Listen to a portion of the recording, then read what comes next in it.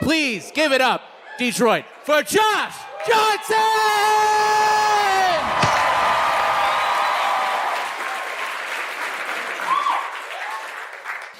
There was one day I went to visit my grandma, and there was like a big old like living room type area where people be watching TV or just chatting or reading a book or whatever.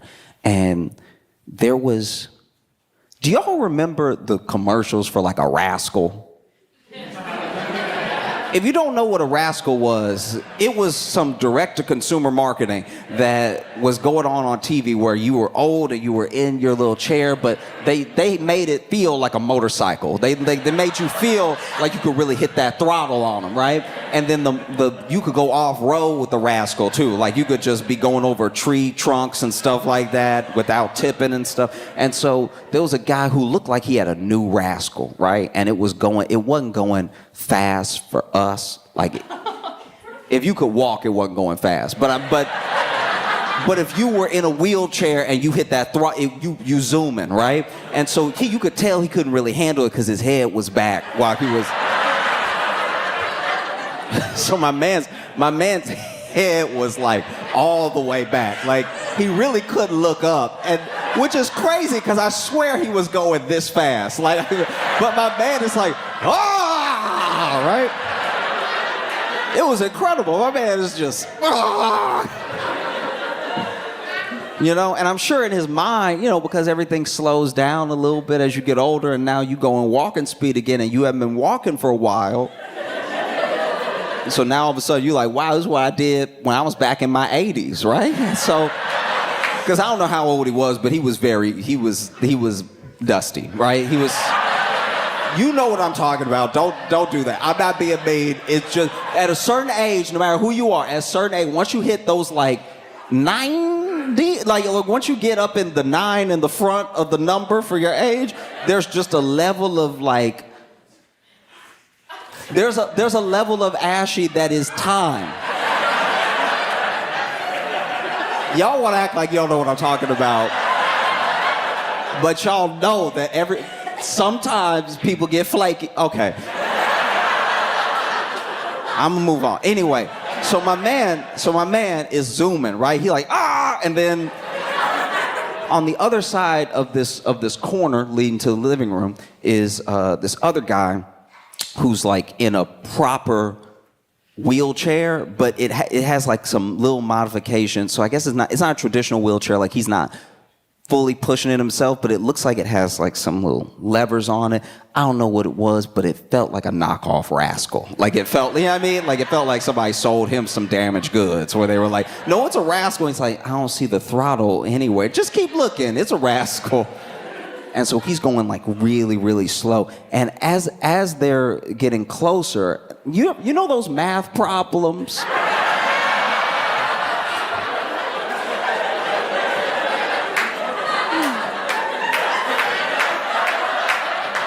You know those math problems where like if a train, you know what I'm talking about, right? If a train leaves Detroit at 5, going 60 miles per hour, and then a train leaves Louisiana going 80 miles per hour at 7 o'clock, when will they crash? Because then even in school, they'd be like, when will it crash? I'd be like, this is a dark. Why can't it just be a delivery or something? You wrote the textbook and you put in crash. Now I gotta figure out when everybody's gonna die. I'm not even allowed to warn them in this scenario.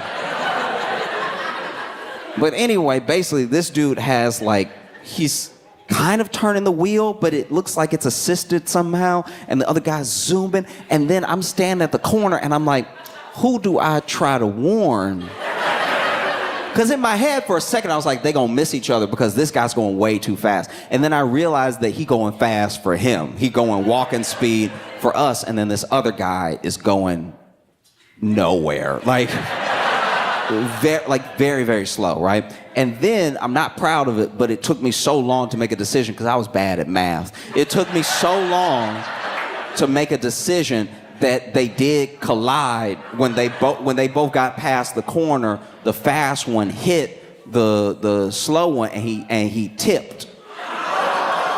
And he didn't tip. This is the worst part, actually. So he didn't tip, like his chair didn't tip, right? He just tipped from getting hit, and then he fell the rest of the way out. But while he was falling, he was hanging on. Like while he was falling, he was like, no! So he's screaming no, like he don't want to fall. And to be honest, I had time to get to him, but I was so shocked that this was happening. And so then he kept falling to the point where one foot was on the ground now. I was like, ooh, you could stand up. There's still time to stand up. But then he had tipped like booty over knee, and then he was hanging, and then the chair was tipping to a point where I was like, the chair gonna fall on you. And then he just sort of let himself spill, but his butt was already on the ground, but he was still screaming like he was in the air. And then he finally let go of the little handle that was at the front, and then he laid back, and I was like, I probably could have done something.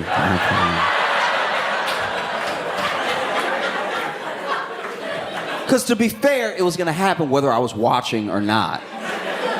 That moment had nothing to do with me, I was just a witness.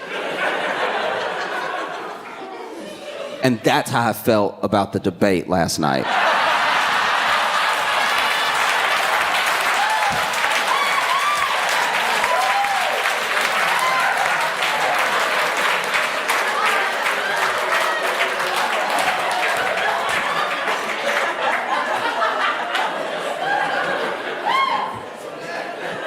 Because whether you watched it or you didn't watch it, okay, I watched the whole thing. I watched it top to bottom, and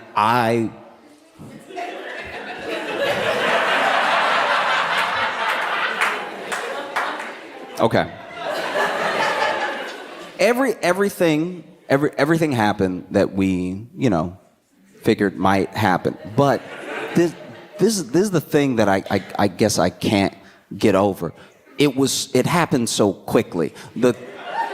We were worried that like maybe an hour in, Biden might have like a senior moment or something. But he said, no, I'm gonna start. I'm gonna start slow, and I'm gonna ratchet up. Because early, maybe second question, maybe first question, I can't remember. But he said something.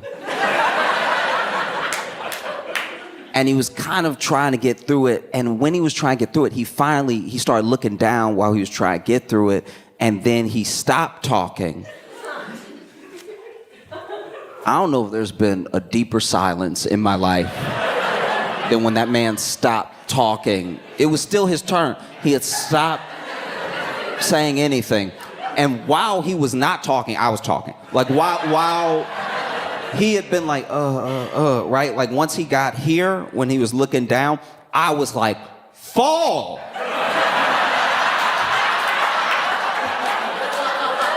Just fall!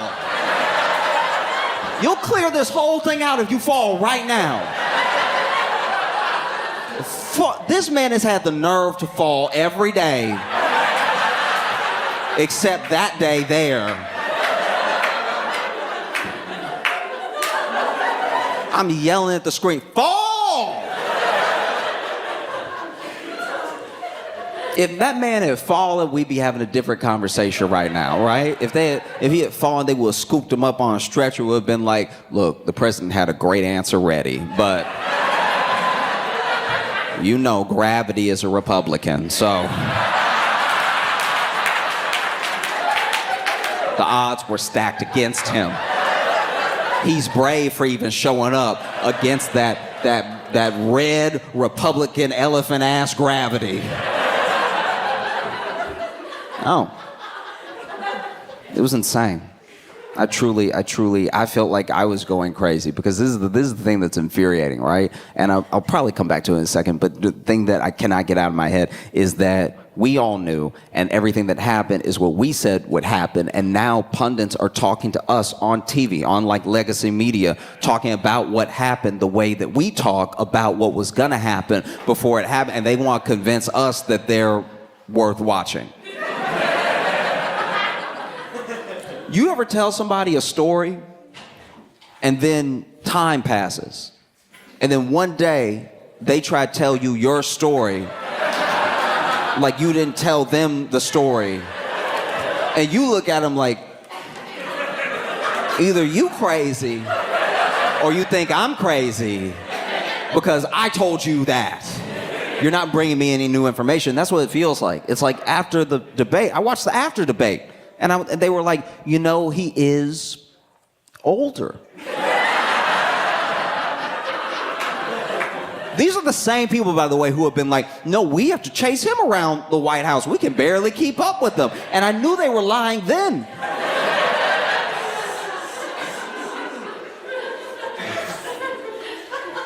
Because that's the thing. It's like he did so poorly. It fully distracts from the fact that Trump didn't do well either. But you know how, okay.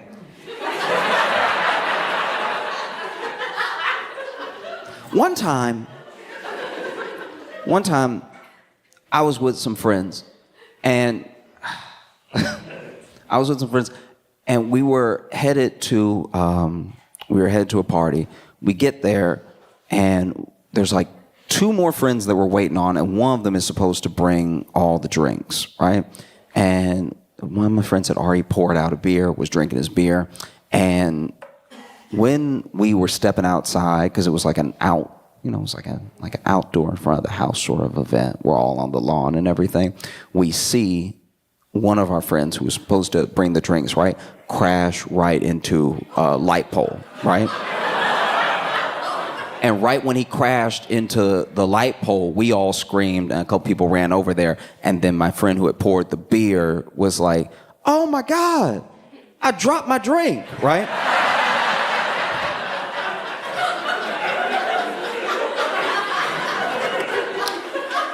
On its own, not good. In reference to something much bigger happening, nobody ended up caring, right? And that's how it felt. Like, it's insane. Like we are not crazy. We're not crazy, they're crazy. You know what I mean? We're not crazy, they're crazy. We said it already. They're crazy, they just don't listen. They don't listen. How do you not listen when it's everybody saying it? You know?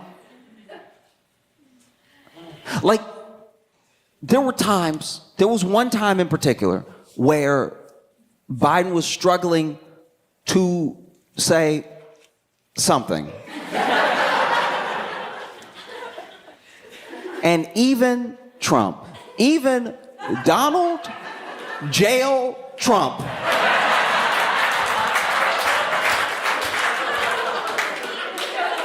looked at Biden, and you could see it on his face. He was like, is this motherfucker all right?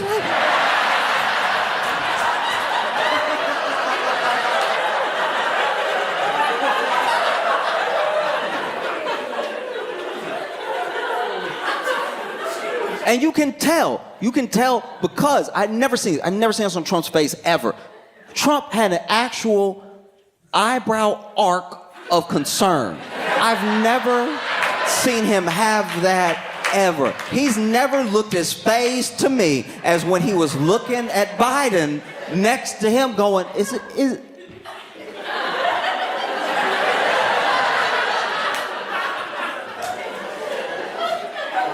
Like, it wasn't an act. Trump was genuinely wincing, which concerns me because he was the closest to him, which means something worse was going on in person close to him than what we even saw. We think we up close because the camera's zooming in. No, Trump hears him fighting to breathe.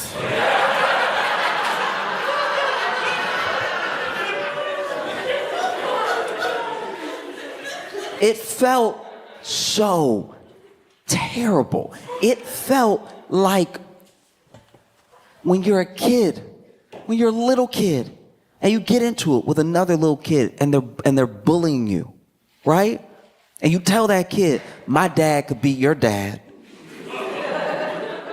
And then maybe you go home, and maybe you go home with a shiner, maybe you go home with some cuts and bruises, and your dad asks what happened. And you're like, hey, this kid's been bullying me, right? And I tried to tell my teacher, and she didn't do anything.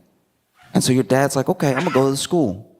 I'm gonna go to school tomorrow, we're gonna sort this out. And maybe he goes to pick you up and settle things up with the teacher right when the bully's dad comes and tries to settle things up with the teacher too, because his kid told him a different story, you know? His kid told him, hey, this kid's school is being a bitch, so I had to hold him down and everything.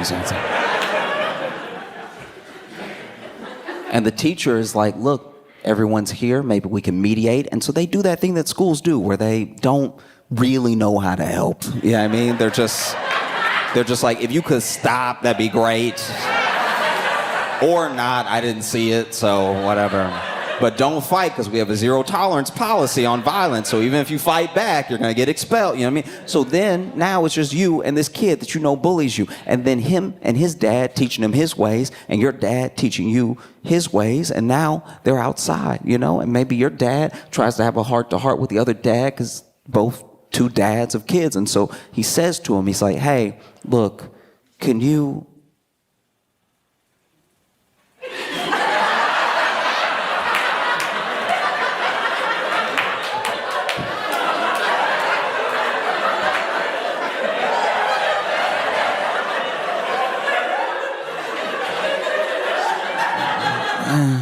It was 1969.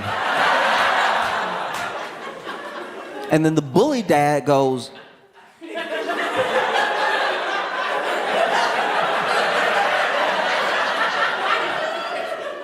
is this motherfucker all right?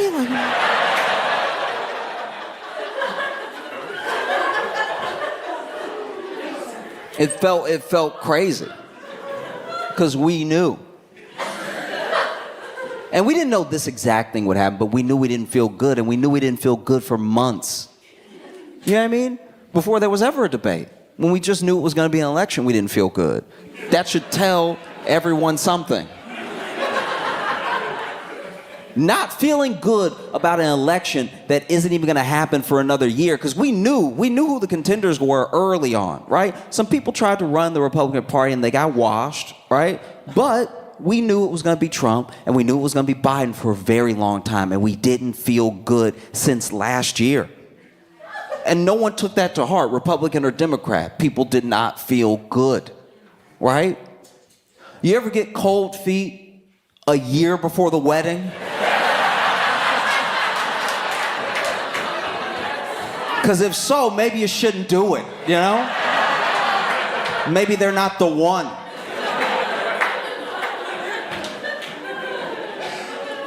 We're not crazy, they're crazy. You understand that, right? Like, it's not us.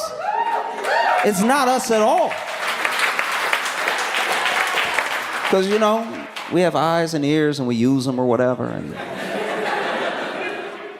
that's the other thing that really stuck out to me is that, you know, no one really talks about Trump's performance because of Biden's, but Trump didn't do that well. There was a lot of like open lying to the point where where do you do in that situation?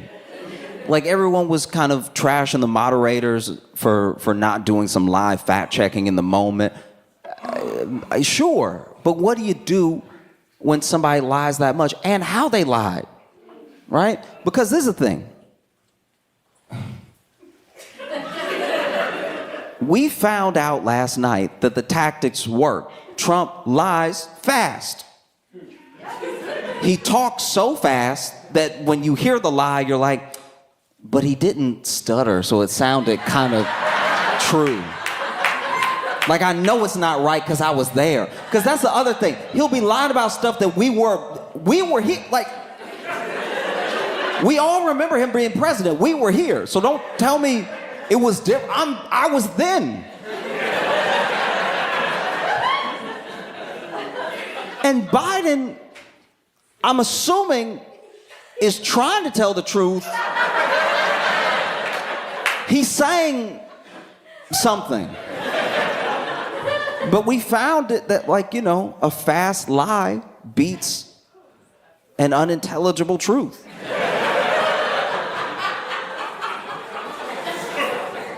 It does. Even in your personal lives, it does. Let's say you out with friends, right? Out with friends, and then let's say, you've been bad. You've been terrible even. You did a little cheating, right? And then you get caught. And now they're holding the cell phone in front of you and they're like, who is this, right? And then you say, who is it? How am I supposed to know everybody that's in my phone? Do you know everybody that's in your phone? That's crazy. People got contacts in their phone all the time they don't remember. Sometimes I go through my phone and I look at my contacts and I'm like, who are these people? Who are any of these people? It's a lie that almost sounds kind of fairly true. Like, do you remember every contact in your phone all the time? No. Or let's say you were out and somebody tried to get you to be bad. They tried to get you. Try to get you to do some cheating. And you were like, no, I don't want to cheat. No, I love them. Get away from me, right? But later, let's say later, unbeknownst to you, one of your friends thinking they're doing you a favor or maybe playing around or playing too much, right? They hand your phone to that person and that person puts their number in your phone, right? So now when your partner is holding the phone up to you, who is this in your phone? What's this number? And you try to tell the truth and you go, ah.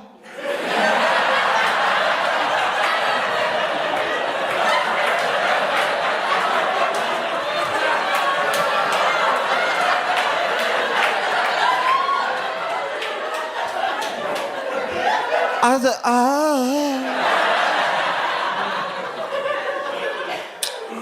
because before,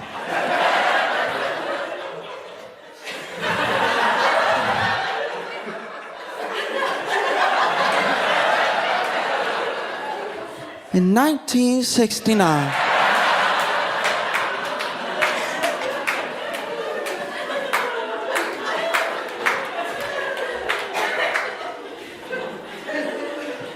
no? Because what do we do now?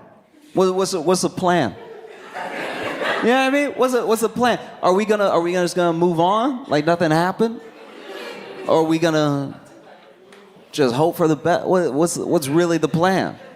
Because we're acting as if there aren't other people that can run. And we're acting that way because of the circular thinking. Because look, legacy media, sometimes I trash them. People in the DNC, sometimes I trash them. But the thing that they weren't wrong about is the reasoning that lets you land where you were before. It's not lazy. It's not out of not caring. It's out of not having a belief and knowing your options. That's what happens. And it happened to both parties, by the way, right? It happened in both scenarios where there were people in the national conventions of these parties not really sure where to go from here. And so you go with what worked last time, even if it's not going to work this time, And I think it's tough. It's tough when you have something like that, right? Something where unequivocally we can all look at it and be like, yes, the man is old and maybe it wasn't his night, but this looks very bad and it does not inspire confidence in us. It doesn't inspire confidence in the people that we want to vote for this man, if nothing else, so the other man can't win, or because we really believe in the policies and the actions of this man, right? It doesn't help. And then you have people who are those could-be contenders, right? Because there's a conspiracy theory that I'd like to believe. And I'll share it with you, but I have no evidence for what I'm saying.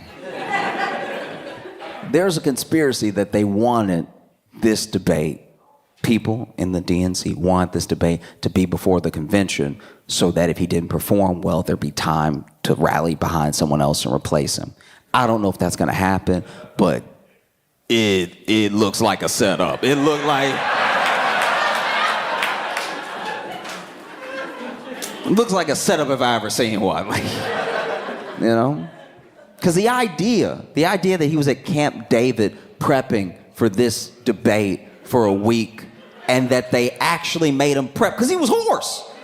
Why is this man hoarse? It's because they had him really talking like he was going to be out there dunking on Trump instead of just giving him a week-long nap. Let that man rest. Y'all worked him so hard he showed up with a cold. set him up to fail, right? Because who else could it be, you know? Some people say Gavin Newsom. Gavin Newsom's a tough one, though, because then, right after the debate, Gavin Newsom goes up there and does a full-on Ron DeSantis. Because remember when Ron DeSantis was running against Trump, he just didn't want to say Trump's name yet. He was like, I'm not running yet or whatever. And then it finally got time for them to run and he announced. And then he had a little bit of momentum, but then he had to go toe-to-toe with Trump and he didn't know how to do it. So he got aired out in front of everybody, right? I think Gavin Newsom had similar ideas. He was like, look, I'm going to support the president this time. I'm going to be in everybody's good graces. I'll run in 2028, right? But if there's ever a time, it's now. And it doesn't help when he goes on TV right after the debate and tries to negate everything that we just saw. Because it makes me trust him less. You know what I mean? When they're asking him, how do you feel about his performance? I mean, he's like, oh, come on, everyone has an off night.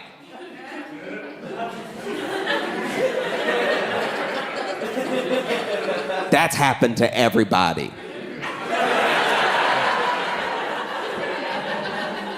I've been alive for a while.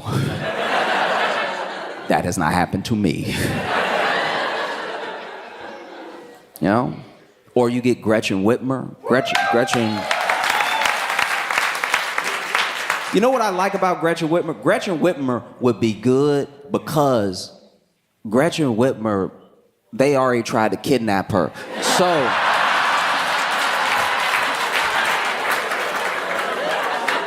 They already tried to kidnap her, so that already right there is like that's a die of January 6th right there. So she has some experience, like when they come, you know what I mean?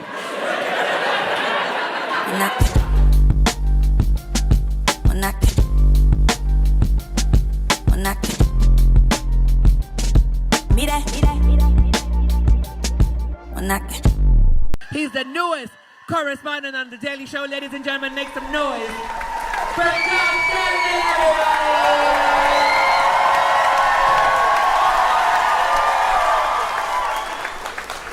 Tell you what, though, I've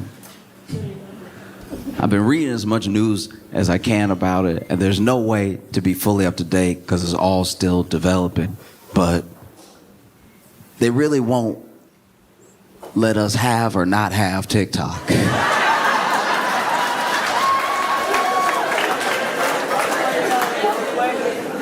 There's so much conflicting news. I've never seen so many notifications on news. News notifications that said maybe.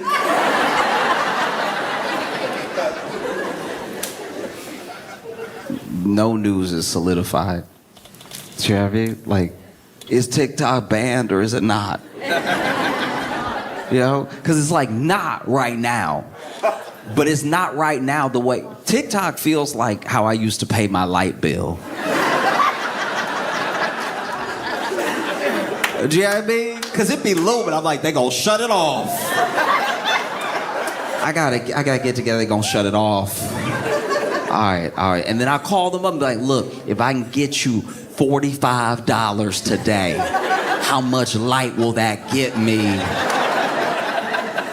And like, well, your bill is past due. So past due is past due. We gotta shut it off as past due. And I'm like, but it would be less past due if it was $45 closer to not past due, right? And they're like, sir, it doesn't really work like that. I'm like, it works however you work it. Come on, I need to see.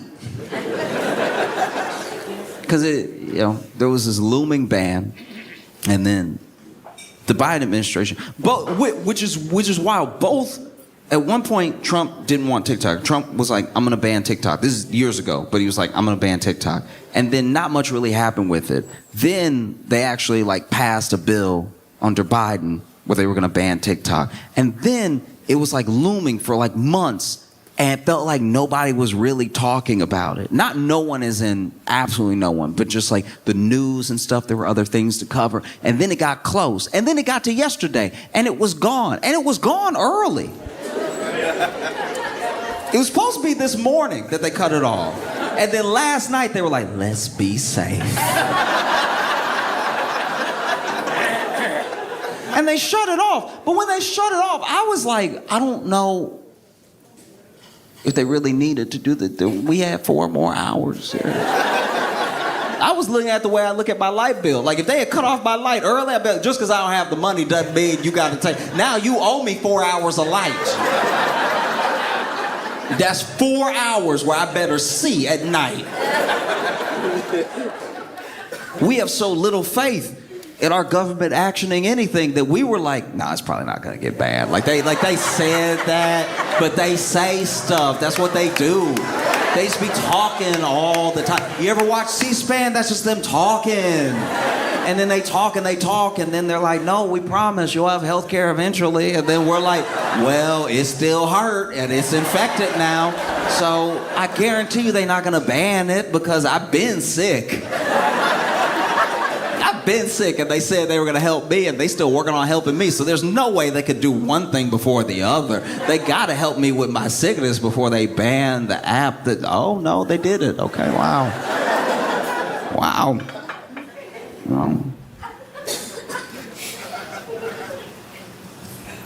It also comes down to what people use the apps for, because they all serve a different purpose. Lots of people have everything, by the way. Lots of people have all the platforms because they use them for different things. Even if they post the same thing on everything, they get different things out of it, like different feedback from the different communities that are on all the platforms, right? Because every platform has a different function. You go like Facebook.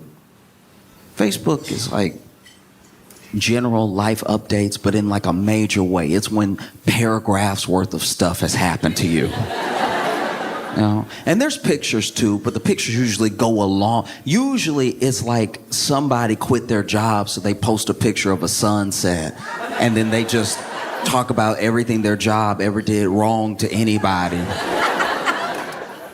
Really air out the whole job in the post. Twitter is mostly for when you hate something. You mostly bring what you hate to Twitter to get other people mad about it. I've had good days, and then I accidentally opened Twitter, and then I got mad about a whole host of things that I've never thought I would be mad. I didn't even know it existed until I read about it on Twitter. I don't even know if it's real. It could be a lie, but I'm very angry. You know?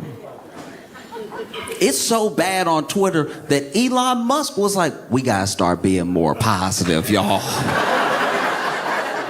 The richest, trolliest troll of all time was getting lit up so hard, he was like, y'all, kindness is the way, though. Not like the more I live, the longer I live, the more I can tell that, like, positivity, that's the stuff. You know, Instagram is in an interesting place right now. I'm sure everybody has a different algorithm, but Instagram been a lot more butts lately for me. And all I really do is like look up pictures of Shiba Inus. And so I don't know where they're getting Shiba Inu and then just ass from that.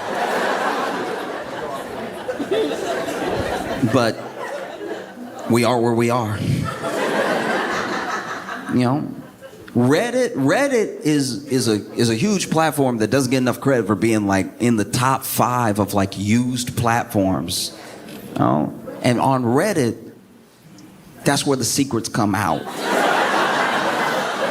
You find out stuff on Reddit you didn't think was humanly possible.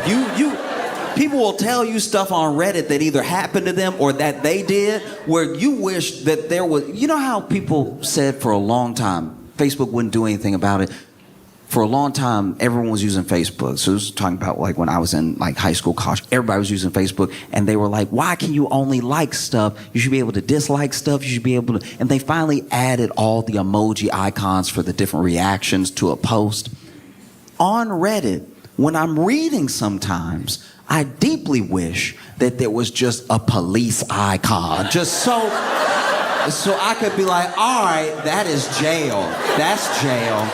Because the amount of jail-worthy things that get admitted on Reddit is truly astounding. The level of honesty coming out would make a detective shudder. Sometimes a detective is in the room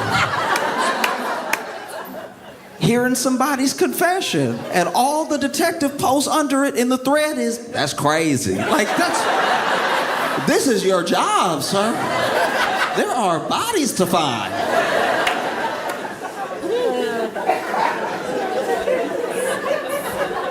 And then TikTok served a new purpose. TikTok was in this really interesting place. I don't know if it still is to everyone, but it had the jump. It had the corner market when it came out on like authenticity.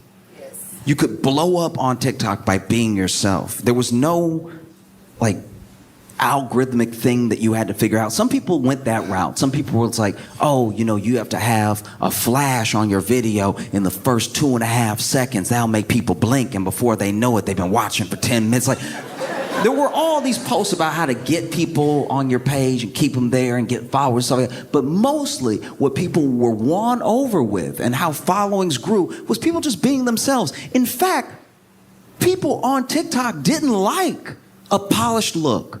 That was like a real separation from the rest of social, because everything else, whether it was YouTube, Instagram, Facebook, even Reddit, when videos were posted to a degree, people really got into the production quality, because for so long all we had was Hollywood. Those are the only people that could make things that looked good, that were entertaining. And so then when it started to break out away just from Hollywood into the masses, and if you're very talented and you know what to do with a camera and you can tell a story, now people are watching your thing because it's Hollywood quality. But TikTok came along and people liked that it was messy. They liked that you were just in your room. They liked that you were just talking to them. Maybe your mic was a little off.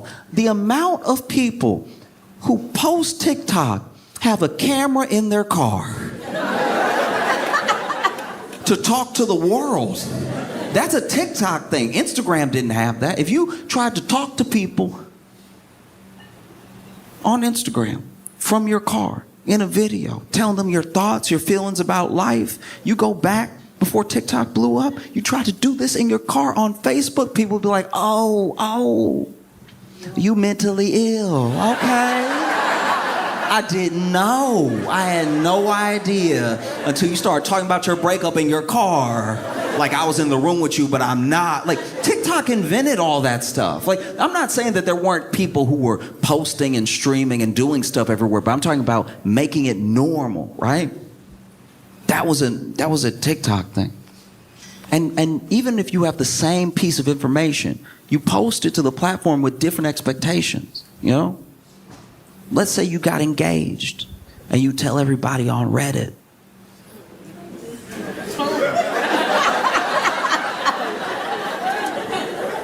Not everyone, but a lot of people on Reddit, when you post your engagement photo, for some reason they'll rip you apart. For some reason, they'll really come for you and be like, why you so tall? Of course, another Chad gets a girl. I mean, because people on Reddit, they can be incredible and they can be ruthless. Like any app, all of them. But Reddit, people have a special talent for getting in those feelings, you know what I mean? Like, you'll just post a picture of your hand with the engagement ring on it. Why your finger's so fat? I'm surprised you got it on. You're gonna have to leave it on for the rest of your life. It's never coming off now. I hope he the one, because that ring never slipping off. You could have all the butter in the world, okay? You post your engagement to Twitter. Good luck. They may not rip you apart, but you may be served with like an entire essay about how marriage was actually this form of slavery that's been used by the patriarchy since the beginning of time, but really in feudalism to control women and stop them from finding any joy or autonomy of their own. And every time they try to break away from this sort of structure, they get beat back down by other women, actually, with the expectation that they're going to build a nuclear family, because without them, the country will fall into shambles. shambles, and it'll all be their fault. I mean, everything is a woman's fault when you think about it, but for the most part, this one thing will be their fault because it's them actually doing it, you know what I mean? And then you'll get to the bottom and be like, I regret posting.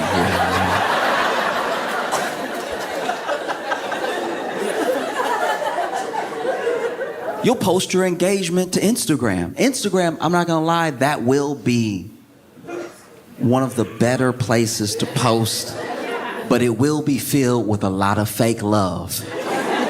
It'll be filled with a lot of comments like, oh, girl, you look so good. Oh, wow, and what a beautiful, the lighting and everything.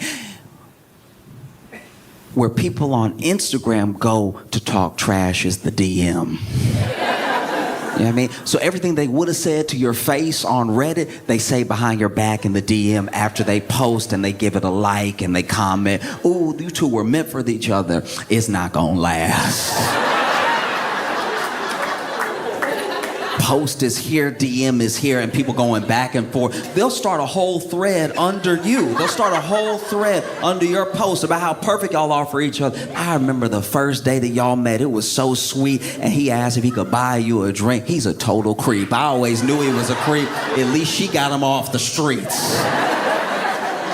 It's just wonderful that your love has lasted so long. Y'all been together for 4 years. That's incredible. What a beautiful relationship. I'm surprised it took him this long. Yeah.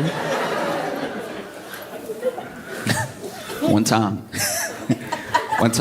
I had a friend get engaged, and sure enough, they posted to Instagram. The whole thing was going down. It was all happening, right? It was all happening. All the love, all the likes, all the you know, like when the emoji is the yellow emoji, but the eyes are hearts and the mouth is way too wide. You know what I'm talking about? You know, and it was all of that. And then a thread got started with these two friends just gushing over the pictures and how they looked and how cute it was because he brought the dog. And then it was like him and the dog were proposing, like, be part of our family. It was so sweet. And then at the very bottom, they must have mistaken the post for the DM, because the very bottom, one of the friends was like, bitch.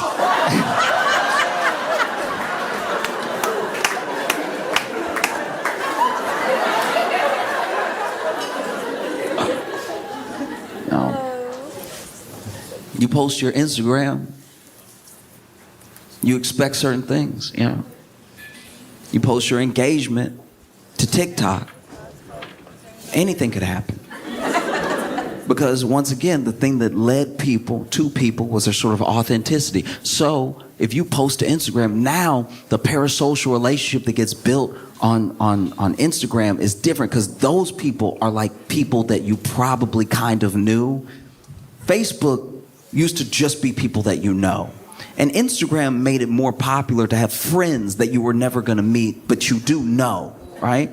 TikTok now has completely lost that sort of connection, but there is a parasocial relationship from the amount of time someone has been following you. So you post your engagement to TikTok, and people are either over the moon for you, or they're like, why am I seeing this?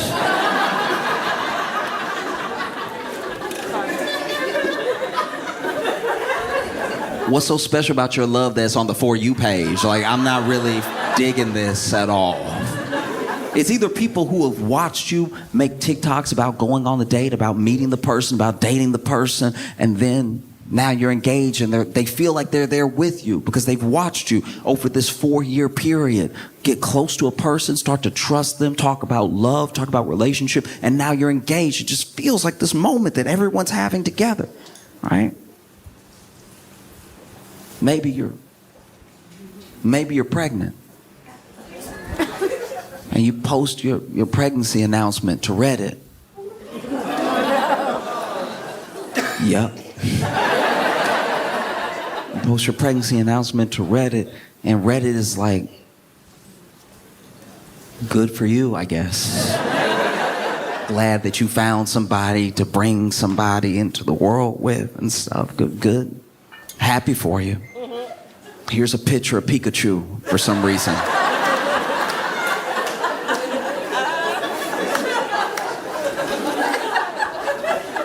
You post your pregnancy announcement to X. And a thread starts. A thread from a quote tweet of you posting your pregnancy from someone who doesn't know you, talking about how pregnancy is actually a patriarchal tool that's been used since the beginning of time. Since Eve, it's been used as a structure to hold women down, connected to men that do not deserve them, all right? Men that just sort of anchored them to the family unit. And they say that they'll be providers, but they go off and they die in wars caused by other men for treasure and for land. And then you are left with the child, and a child that will eventually resent you for not having that sort of male figure in their life, because it's your fault that he went to war. It's your fault that there was even a war, because you were just living being a woman while there was war. How dare you, right? And so then people start arguing in the thing. People you don't know, by the way. You don't know these people at all, but now they're arguing about the merits of pregnancy, and then it turns into this weird thing about if you should breastfeed or use formula, and then everybody's like kind of attacking each other on that, and people are saying some really out-of-pocket things, and you don't really know who these people are because they have like avatars of anime, but at the same time they're talking about how like you're not a real mom unless you breastfeed, and you're like, in what world are you even human or are you AI? Like this feels like the CIA or something. It's crazy. And post your pregnancy to Instagram. Get ready. Get ready for the overwhelming amount of fake love and bad advice. Random bad advice too. Comments that are not only not helpful, they're almost not what the post is about in a way. It'll be like, congratulations, but don't drink any lemon water for 7 months, all right? Like, why? It's like, oh, I did, and now my son is a felon. It's like,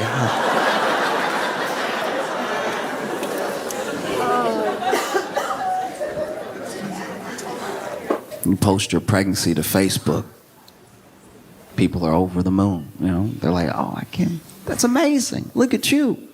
I even read the whole thing. I even read the whole post, and now I'm going to give it the little hug one. You know, the hug one? You only use the hug one when somebody's pregnant or when something really bad has happened. You only use the hug emoji in the best of times or the worst of times. There's no in between. It's never, I got a new job, hug emoji. It's either like, this is the best day of my life, hug emoji, or at 12:58, we lost.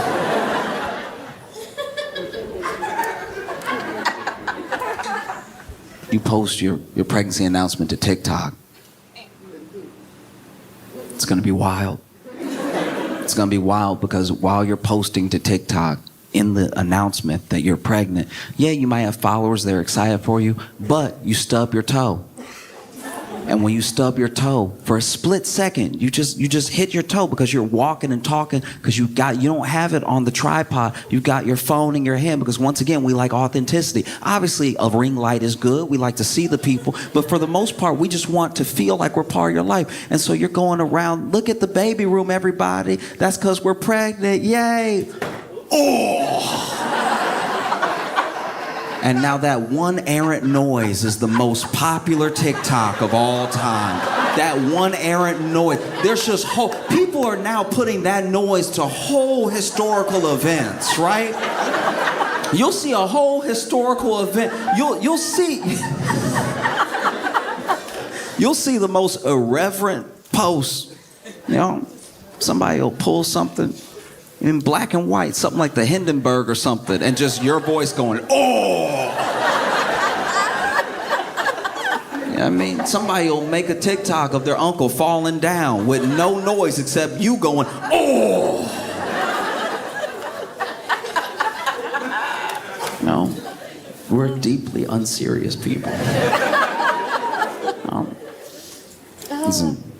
It's all in how we communicate. Like, even if you're having an argument, like, let's say, maybe it's not a breakup, but let's say it's to that level where you're like, should I break up with this person? We're not getting along. We're not getting along at all.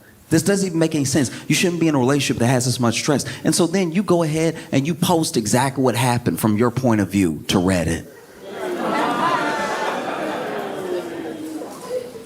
It's some of the best reading you'll ever read in your life. You know, some of the best reading of all time, you know? Am I wrong? Am I the a-hole? All this stuff. It's great.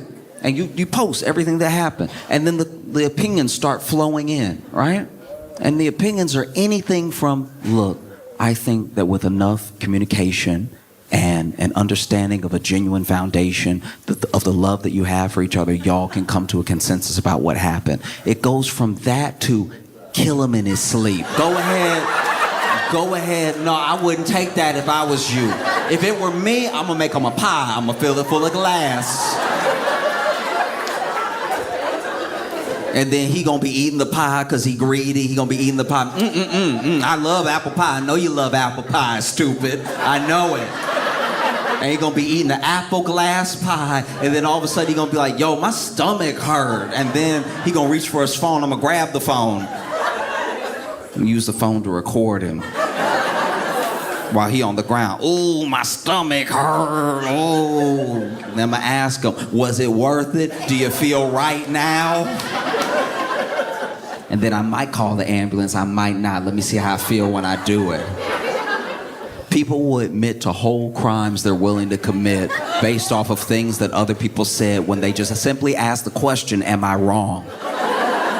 You said, hey, am I wrong? I don't want to go to another one of my spouse's office parties, and they threw a big tantrum about it. Am I wrong? And then someone on Reddit was like, no, you're not wrong. In fact, you should kill them right now. Kill them before they can even go to work again. And then a detective in the chat room, in the thread, is like, that's crazy. I wouldn't do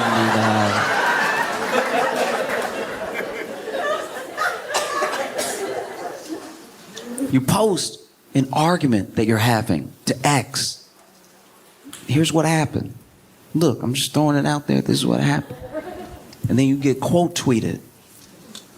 Someone you don't know who like knows the situation because they read the tweet, but is clearly inserting a lot from their life into the argument you're having. Because you're like, hey, I don't want to go to another one of my spouse's office parties. Am I wrong? Because they threw a big tantrum about it, said that I don't support them and stuff. And then someone quote tweets it and they say, you know what? I've been in a situation like this, and while we don't know each other, I feel like we're in a similar boat because the person that I was dating at the time was very selfish, and anytime I wanted to do something or not do something for my own well-being, they didn't want to hear it. They didn't want to be a part of it, right? It was either their way or the highway. It was either their way or I was a bad partner, you know? And just because I didn't want to be with them while they were doing their work, I was a bad partner, which isn't fair because they were a drug mule, all right? They were a drug mule, and because I don't want to travel that much, I'm cool with them drug muling. I just don't like going to Mexico like that. I don't need that many trips to Tijuana. I just want to stay home one weekend. But they're like, no, you need to hold the bag. I don't want to hold the bag. You're the mule, not me. Mule better. Why are you muling with help?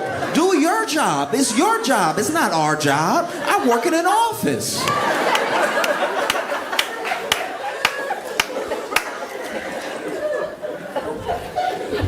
You post the argument that you're having to Instagram. And it's kind of hard because it's just like, it just doesn't really fit in that way. Like it's hard to be like, here's a picture of us arguing. Y'all go ahead and argue about it amongst yourselves. Or you could even tell a story. You could try to tell a story about what happened, but people on Instagram just don't really engage like that sometimes. Like, obviously there's arguments on Instagram and people can go back and forth in the comments and stuff. But as far as like being with you throughout the story of the argument and swiping enough times to see the whole argument, it's probably not going to happen. You know what I mean? You post the argument that you're having to Facebook, and you do get a lot of opinions, but they're mostly emojis. They're mostly like, I'm sorry you're going through that, huh? You know? Or, I can't believe them, angry face. You know? Or worse, you just get a like.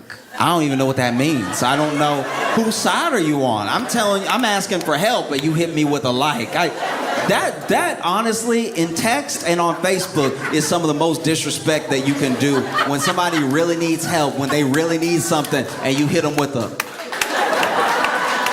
Just say you don't care. Please, you didn't even care enough to type out, I don't care. You hit them with a...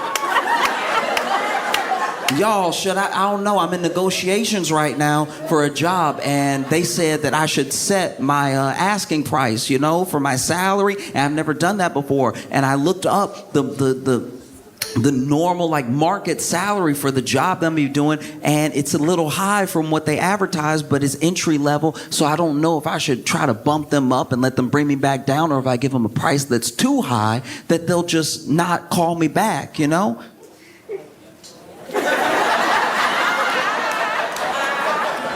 The disrespect. You post the argument that you're having to TikTok, and not only will someone take your side, they'll take the audio of you explain the argument, and they will set it to the most beautiful scenery you've ever seen. Use it as inspiration for somebody else to leave their partner.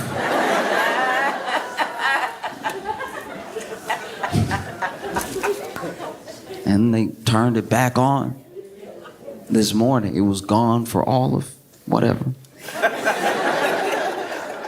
12 hours some places. I feel bad for Canadians, because apparently it got shut off for some Canadians too, and they were like, what did we do?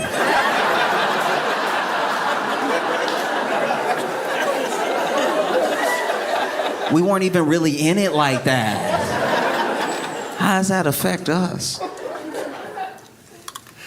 And then, you know, had a message this morning. They were like, oh, we're going to reinstate TikTok. And it's off of goodwill. It's off the faith that an executive order is coming on Monday from Trump that would extend the lifespan before a ban, right? But nothing has really changed, because the whole thing that they said was that as long as ByteDance maintains like ownership, or as long as it's Chinese owned, we can't have that. Only we can spy on us. Because I want to be clear here. The thing, I'm not acting as if there is nothing to be worried about with TikTok as far as like surveillance, as far as just sharing of information, everything. I'm just saying that like the apps, as soon as Apple saw all of the tracking that was going on, and that they could get in on that tracking, but they really didn't benefit from the tracking or not the tracking. People just were in the app store, right? They added a thing where now when you open an app for the first time, or it's usually within the first few times you use an app, it'll open up and then you'll get an Apple notification that says, ask app not to track or allow, right? And the things I had to ask to not track was genuinely what, like, almost every app is spying on you. Apps that there's no way they're getting anything. I had an extra alarm app.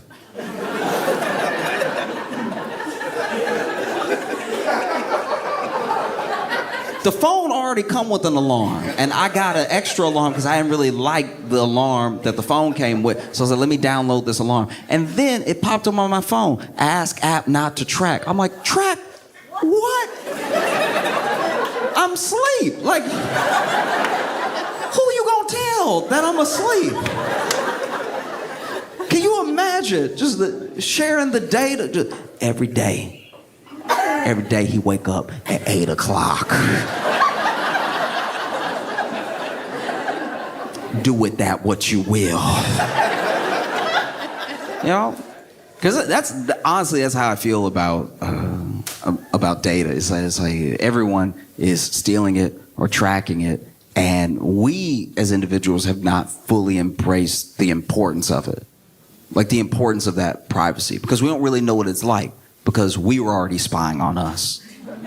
So we don't know what it's like to go from like no privacy to no privacy, and by what entity and how that affects us. You know, there's certain stuff that I'm sure is gonna lead to something really horrible. They're gonna track enough habits, and then they'll be able to target you with something you can't help but buy. That's usually the goal of it, is to like sell you another thing down the line, right?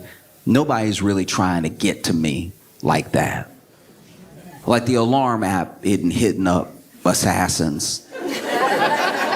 Like, hey, if you want to know where he is, you're gonna be knocked out for the next 8 hours. You might wanna make your move now. But your privacy is important because it's yours. One of the things that even Google does, sometimes when you're on a route, right? Google will then ask you questions later from that route that you took. Hey, was it quick? Was it slow? How many people were there? And it's like, I don't work here.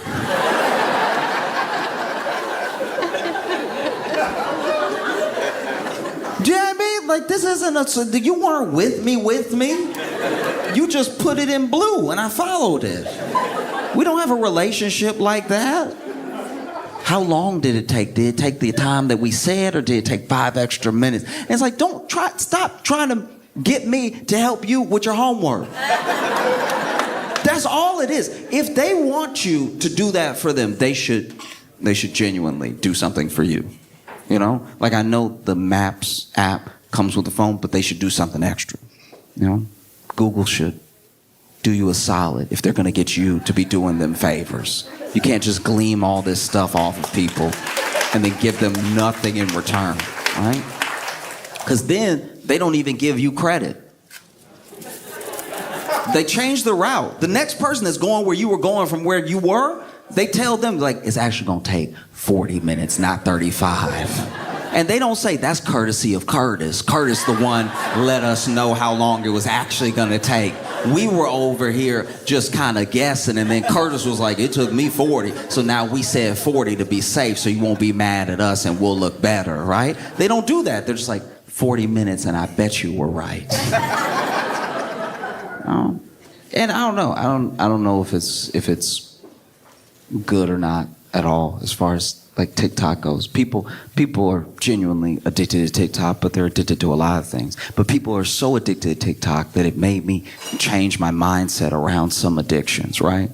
Because people will say the kids are addicted to TikTok and they're doing all this bad stuff and they're losing their minds when they can't be on their phone. But then you see, when the ban was looming, the people who were really like chronically on TikTok and were worried about the ban, they started downloading other apps. Apps that were more Chinese.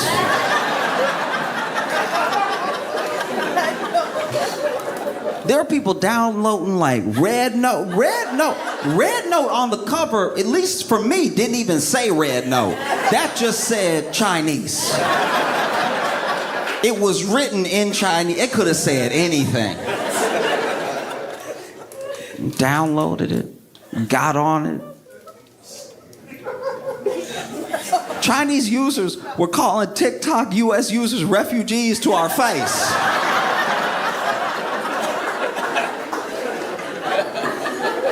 And they weren't even being like hella rude. They weren't even clowning us that hard. They were just like, I know you don't have anywhere to go. So let this be a new home for you, okay? We embrace you. And people wanted TikTok in their lives so bad. They wanted it so bad that they were learning Chinese. Duolingo use of English to Chinese went up 216%. They wanted TikTok so bad. They were learning Chinese. They might still be learning Chinese because once again, this thing isn't over. They were learning Chinese in real time. I've never been so addicted it made me learn.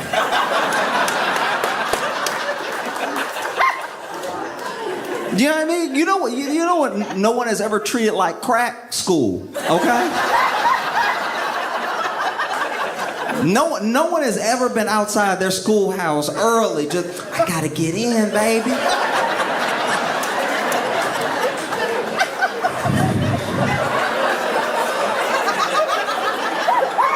No, they got all the math in there. I gotta get me some. Why would you lock the doors like that? You got all that geometry in there, all the shapes and stuff. You know how it is. I just want to be part of it. Let me do some factions, baby. Never. Even when you try to teach people the thing that they supposedly want to learn, sometimes they don't want to learn it. Sometimes you're not in the mood, right? That's how you have. That's how I know that TikTok is one of the most powerful phenomenons we've experienced. There are people in college right now trying to get a degree in something that use ChatGPT often. This is the thing that you said you want to do with your life. You're literally going into debt to do it. And you're still like, hey, ChatGPT,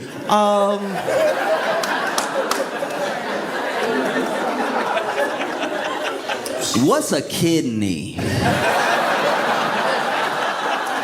I mean, they got me over here doing all this pre-med biology, anatomy stuff and everything. What's a kidney? Like, do you even need that one? Is that like, can you get it removed like tonsils?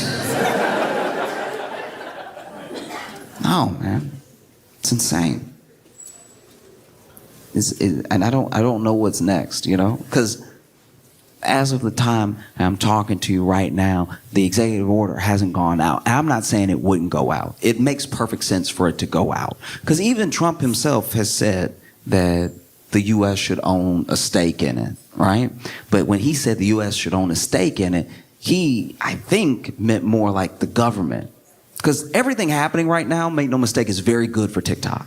It's incredibly good for TikTok because now there's buyers coming out of the woodwork. They had this whole time to try to get some sort of stake. They were already talking to Microsoft a little bit, you know? And then now you see Mr. Beast, you see all these people like, hey, look, fine, y'all. I'll buy it. I'll do it, you know? And then Musk is like, I'll buy it. And when Musk said he bought it, I was like, maybe just let China have this one. Like, that's not...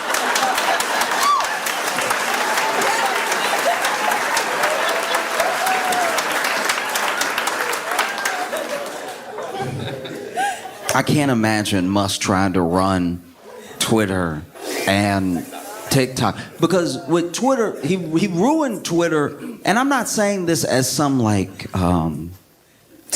bleeding heart liberal or something like that. Oh, Twitter's not what it used to be. He literally called it X, which nobody liked. I don't know anybody that was like, X? Oh, yeah, that's badass, dog. Yeah. Because then when you tweet, you'll X. So then you could X somebody out. Like you could just be cursing them out on your tweets and you Xing them. I love that. Said nobody. He already changed the name to something that doesn't make sense. And then it's an insane app now. It's genuinely crazy. No one likes it. It was getting big. It was getting big for a minute with the Nazis. No, genuinely, Nazis were like all about Twitter for a second. They were like, first of all, we back, okay? First of all, we back because we were getting banned. We were calling people stuff and getting banned. We were posting swastikas and getting banned. And then we were saying we like wanted to kill everybody and we were getting banned. But now we back. You know? Never thought I'd see a Nazi try to crip walk before, but like, they were so excited when he reinstated all those accounts. They were like, hey! I'm doing that little dance. They can't really dance. They really just got the one move, you know what I mean?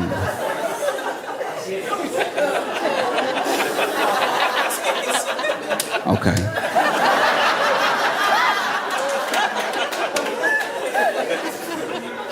And then they got into it with Elon over different things. Because the thing that tripped me out about Elon buying Twitter and everybody saying it was because he was trying to save or maintain, preserve free speech, is that he immediately, even in the pursuit of buying, even before it was final, he was doing stuff that was like very anti-free speech. Like you would get into it with Elon, and then all of a sudden, something would be like off with your account, right? And as soon as he took it over, he was like, guys, this whole blue checks off everybody liking you, that's done. That's done. You gotta buy your blue checks now. You have to buy your cool, because that's the only way he knows how to do it.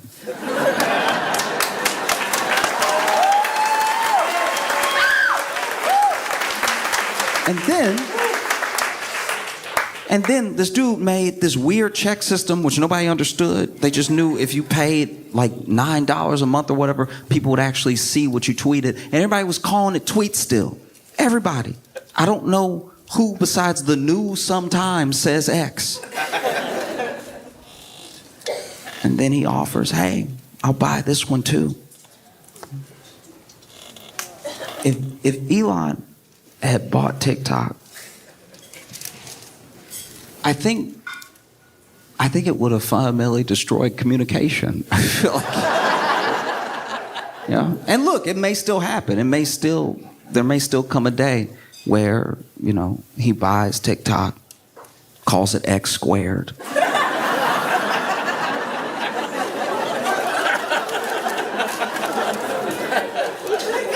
You know, he might buy TikTok and just rename it to something stupid. You'd be like, let's just get straight to the point. It's called Clock now.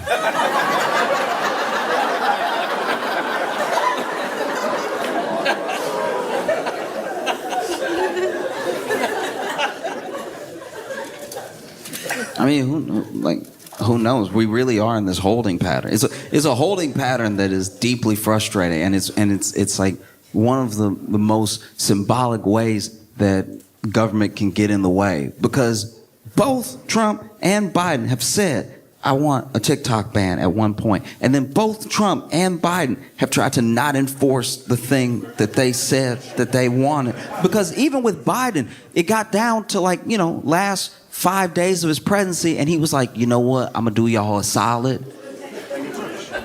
I'm not even gonna force the ban. I'm gonna kick it over to Trump, let him see what he wants to do, right? As if that was a move. And then the Supreme Court got involved. The Supreme Court, they didn't just uphold the ban, they were like, and you better shut down. I was like, who are these nerds? I didn't even know the Supreme Court could do it. Like, I knew that they could uphold the ban. Like, I knew legally they could say something. I didn't know they could make anybody do anything.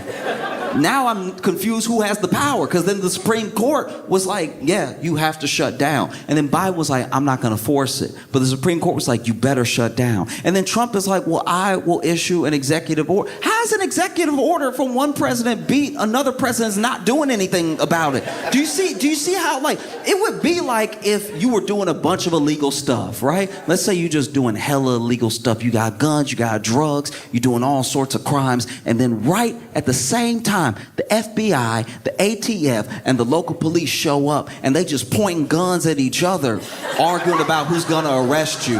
Is what it feels like. It's like, who can do something? That's crazy. You sitting there, everybody got an AR-15 or a Glock, and you're like, look, I'll go with whoever, but just tell me before I move. Because y'all all got one point at each other and pointed at me. And I just did what I did. I don't want to be shot extra. You know? And that's the thing. That's how it keeps you. That's how it keeps you ready to lose your mind, because you just want some form of clarity, you know? And this is all, sadly, all this is happening because the thing that TikTok gave people by existing as an app and allowing people to be on it was just community. That's all it is. People aren't necessarily just addicted to TikTok because they figured out an algorithm that was like very pleasing to the eye, or because videos are very short, or there's like earworm music that you can love to listen to over and over again, or it gets stuck in your head. Genuinely, the thing that addicted people to TikTok was community. It was like, oh, I've always been weird, and now I met weirdos like me.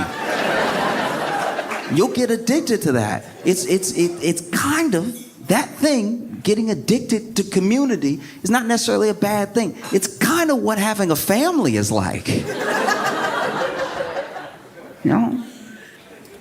But we're so genuinely fractured in how we move that it's easier to build community and relationship with people that are distant from you online than it is like right here. Like, you ever tried to make a friend in real time?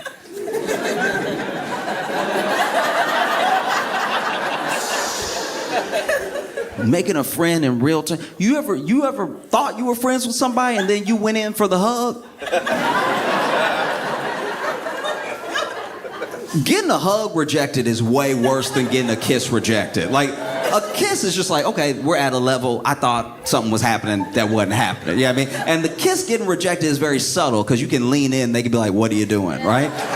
Getting a hug rejected is a whole dodge. That's a whole Heisman right there. You ever go to hug somebody you think is your friend? I think I'm friends with people way too fast. So you ever go to hug somebody you think is your friend and then you get a hand in the chest? It's just like, whoa, what you doing, buddy? What's the plan here? I've tried to hug people before that look like they would rather me rob them.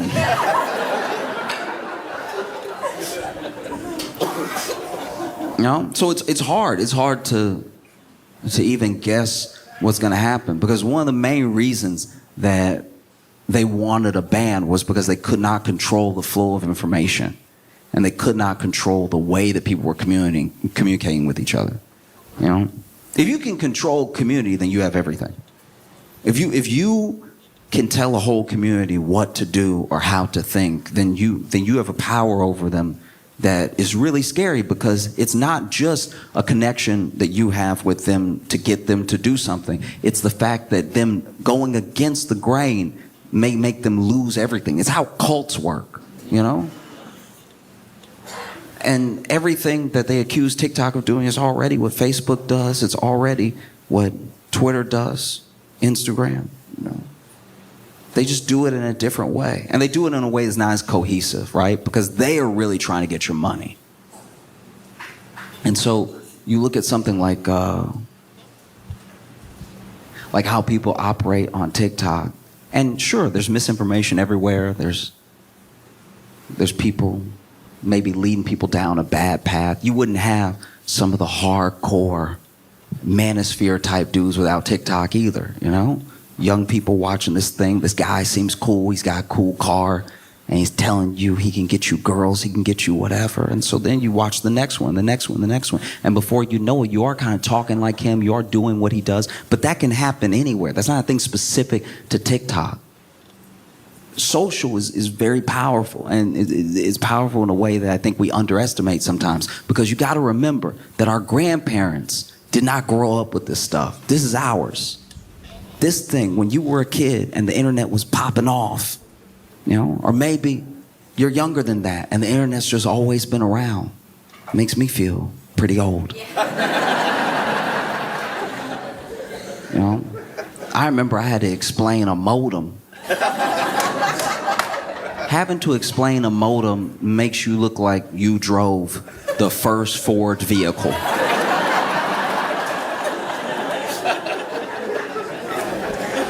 Like, I had to explain the modem, not just like, I had to explain that like a modem and a router used to be different. And that you used to have to put one here and put one here. It was a different thing. And then they combined it one day and y'all spoiled because now all of it in one. When you buy the internet, when they send you internet to your house, it made me talk old. Just like, I got so caught up in like the fact that they were born in like 2003 that I was like, no, see, you spoiled, because when they send that internet to your house, when you plug in them internets, you just get it right away. We didn't always get it. We had to troubleshoot it. We had to be like, now the router say I got internet, but the modem say I don't. So then let these two battle it out real quick. You know, sometimes you got a modem in and the modem didn't even work. You be getting mad. You shaking the modem. Because our grandparents didn't grow up with this sort of thing, but they are just, look, Facebook is their TikTok. Every generation of people has a TikTok is TikTok for the young people. A little bit older, Instagram is our TikTok. And then Facebook is TikTok. You want to know how I know it's their TikTok? Because the things that they pull off of Facebook, the things they say to me that they saw on Facebook, I've never heard in the history of my life. I remember when TikTok came out and I was like, damn, everybody 18 and younger can just dance now. That's crazy. Everywhere I do, you would see people making TikToks out in the world just in a parking lot like,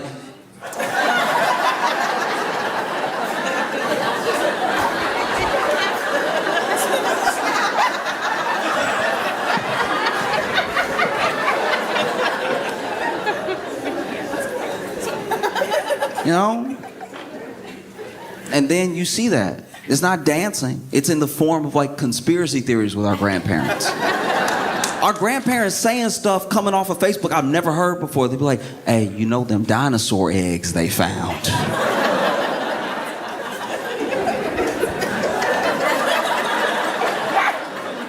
What? Them dinosaur eggs they found. They full of gold.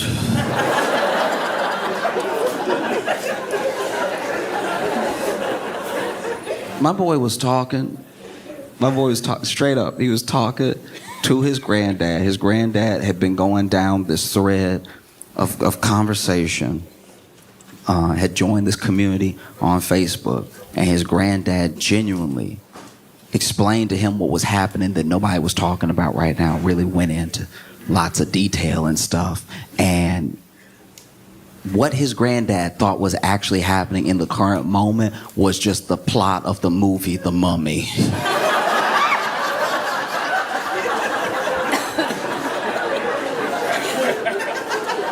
It was just him being like, no, see, you don't understand. So they had buried these dudes a while back. They mummies, right?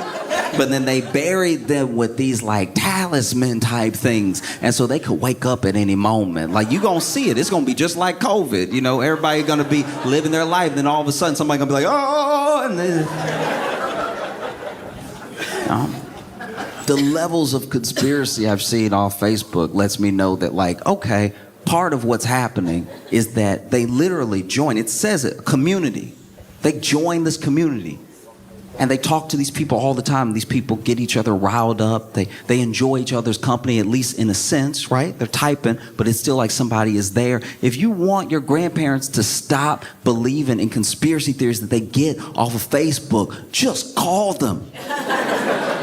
It would be the biggest distraction to conspiracy theories we've ever seen. Just call, just distract them. Just be like, hey, you on the computer right now? Hey, how about you just sit down and chat with me? Let's FaceTime. And then in the FaceTime, you can make sure that you don't see the glow of a computer on their face. And you can just talk to them about things that are actually happening. How's your day going? Oh, well, you know, my hip isn't what it used to be. You know what I mean? But just that, building community with your family, stops this thing of like, you know, them dinosaur eggs.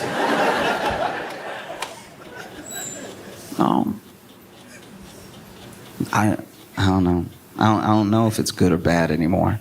You know, like a part of me thinks that maybe it's pretty good because of what I saw as it was shutting down. I saw people sharing some of the first TikToks they ever watched, some of the first ones that they ever fell in love with. Everybody was like really coming together. I didn't even see a bunch of infighting. There wasn't like 5 things that men should stop doing if they ever want to date again. It's like, it was just people being like, hey, remember this thing? That was pretty funny. That was so nice. You know? And I hope it can continue that way. I hope we can always treat TikTok like this thing that we almost lost if it does stay. You know? Because when you almost lose something, you kind of hold it a little bit more precious, right? You know? And then it could be like the opposite of X. It could be like...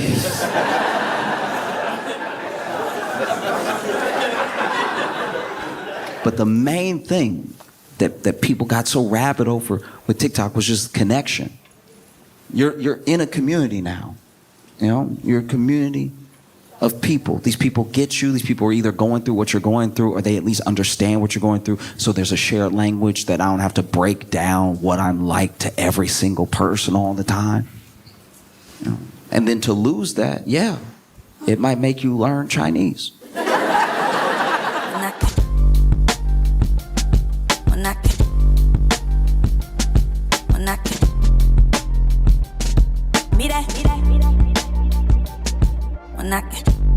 Hey friends, I have some great news for you. So this week, I'm going to be hosting The Daily Show for the very first time. I'm hosting tonight, tomorrow, and Thursday. And this show has meant a lot to me for a long time. I started there as a writer in 2017, and I've loved it ever since. I've loved the people, I've loved the process, and for the first time, I get to sit behind the desk. And if you've ever wondered what the show would look like through my lens, well, this is your chance to watch it. And I just want to say thank you because this is in no small part because of you, because of this community, because of everything that we're doing on this channel is a lot of what led to this opportunity.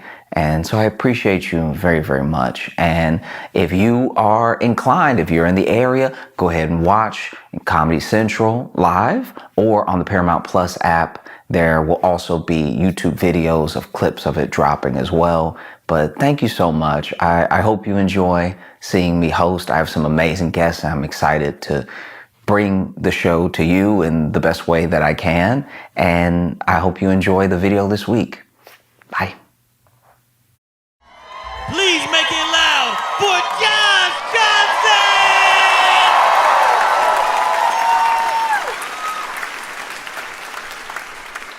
Okay.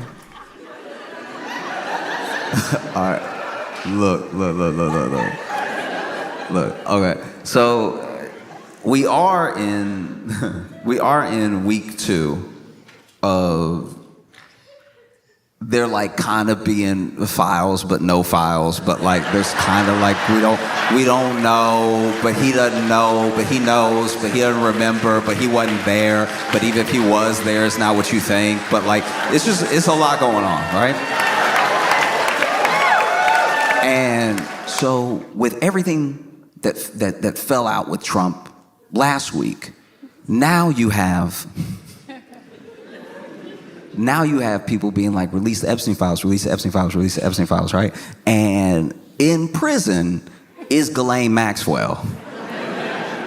Now, in case you're not familiar with Ghislaine Maxwell, like one of the central people to this case, she trafficked for Jeffrey Epstein, right? And she is still alive somehow, and in prison, okay? Yeah, so she's still alive in prison, right? And she actually got 20 years for her part in this trafficking. And so now with Trump calling Epstein a hoax, there's been a lot of, how do I put this? There's been a lot of unintelligible takes on if he's saying the entire thing is a hoax or just his involvement is a hoax, or no one can really tell. There's not a lot of like centered messaging on what is supposed to be the narrative here. And because of that, now you got Ghislaine and her lawyers from prison being like, oh, well, if it's a hoax.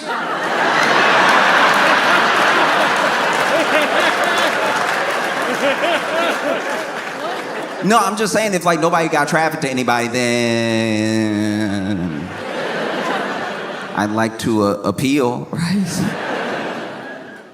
And then there's people that are like, the client list. We need the client list. We need the little black book. We need the client list. Why won't they release things? And then you even had Democrats saying in the House, like, we want to release the files, and they put it to a vote. And Republicans voted to block that release. And they voted to block that release, they said, because, oh, it was part of another bill and it would have passed a bunch of stuff we don't want to pass. So then a bipartisan group went out and they were like, now we should vote on this, and it's Epstein stuff only, right? So everyone's like, release the files, right?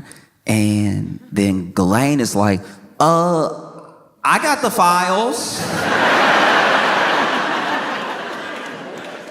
I got them in my head. Like, I'll tell you right now, which is such a crazy thing to me to watch. If you've been watching this whole thing take place, Ghislaine got arrested in like 2020. I think she got sentenced in like 2022, and she's been in jail this whole time. Why is she just now saying, I got the list? It feels like when your boy who like really thought he was gangster finally goes to jail and gets like the first roach in his sandwich, and he's like, I'll tell anything you need me to know, like anybody, if you have any questions, I will answer follow-up questions, just please get me out of here. I think there's rats in the cheese, please.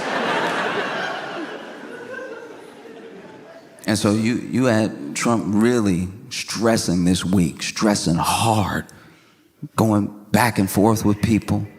This man's getting more comfortable cursing out loud and on text. Like, he's crazy.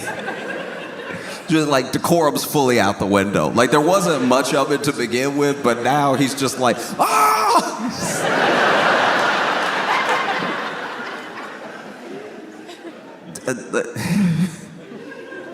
And this is the other thing that trips me up is that they're throwing everything they can in front of this like Epstein monster, like Pac-Man, right? Let's just throw this while we run away. And they never admit that Trump isn't doing well in any way, ever. And then they came out saying he had chronic venous, I don't really know what that third word is, I'm not gonna lie to you.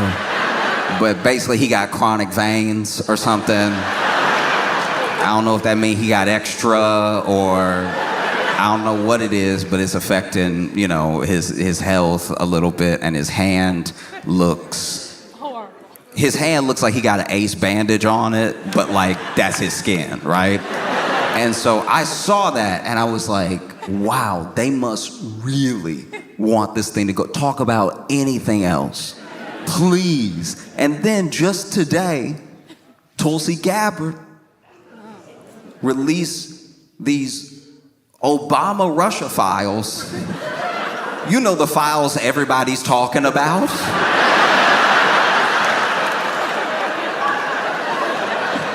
You know the files that just last week were like, when they gonna release those Obama-Russia files? Why can't they get the Obama? What is Obama hiding, all right? We want his Russia files. You know we've been hungry, thirsty for some Obama-Russia files. Ooh, I can't wait to, I can taste them. Let me get those Obama-Russia files. That's so bad. That's so bad. It means you have nothing. You truly have nothing to throw in the way of this thing because Obama-Russia file, you won. You won in 2016, you won in 2024. I haven't read the Obama-Russia files, admittedly. I haven't read them yet. But I have a spoiler alert for you. Trump came out on top.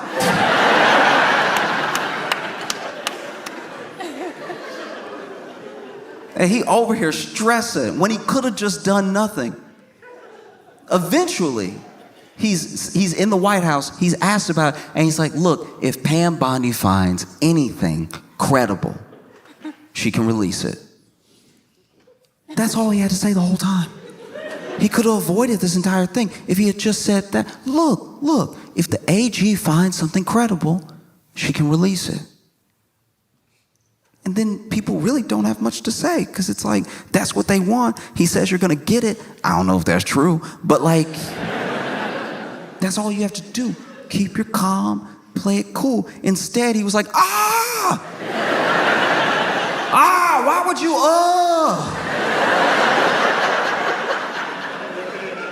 And it's because he felt caught. And the only people who within this week have been as caught as Trump and reacted as badly was that couple at the Coldplay concert.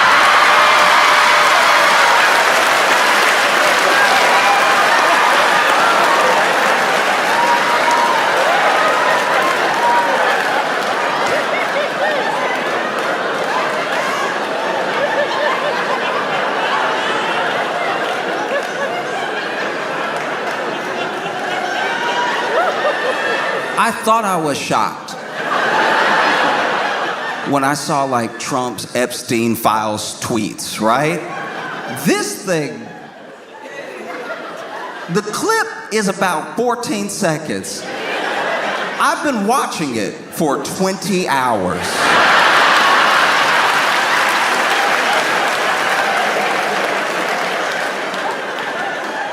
Okay, all right. In case you haven't seen this, it's a Coldplay concert, right? Coldplaying. Coldplay doing their thing, all right? Being colds.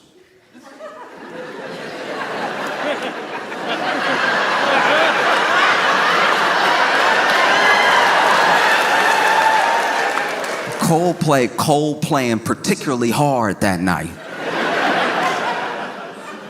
And they did this thing that's becoming more popular at big concerts, because Coldplay doing like a stadium.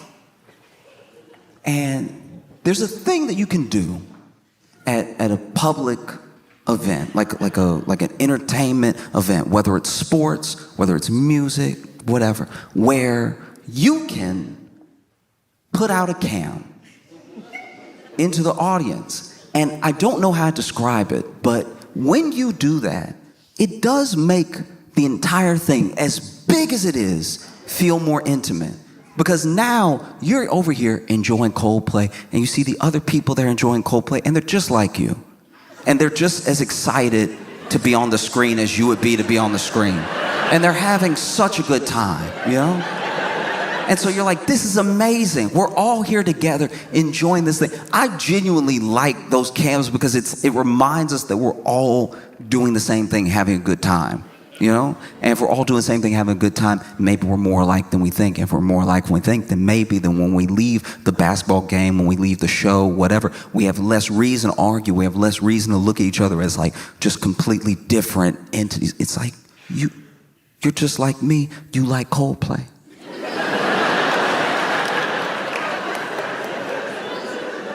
You know, and I'm not you know, a big enough act to do like a stadium or anything like that. I don't really have screens at my shows and stuff. But I heard that the CEO of the largest tech firm in Louisville was here tonight, and so I brought a cam out tonight. If you want to.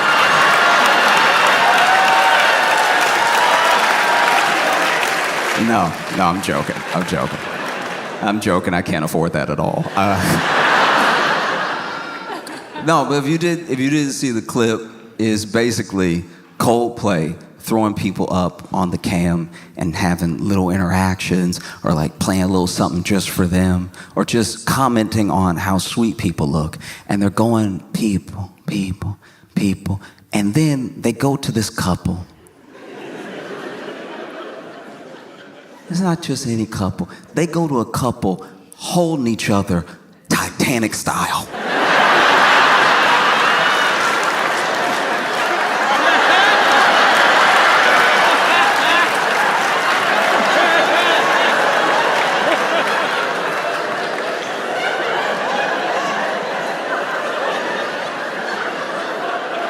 And to be fair to her, she didn't have the arms out like Rose. She was holding his arms.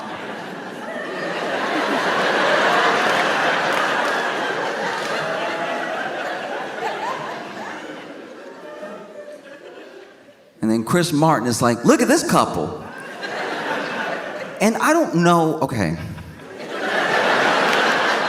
This is where I wish I knew more about like technology and the brain and stuff like that. Because the same way that there is latency on the internet, and there's a delay on a call where sometimes you can hear yourself in someone else's side of the phone call, and you can hear how you spoke, but there's a delay. It's like a second later you hear your own voice, what you just said as you're speaking. So it takes a second. And I don't know, because I've never been in a situation where I've been on a big camera like that, the amount of time it takes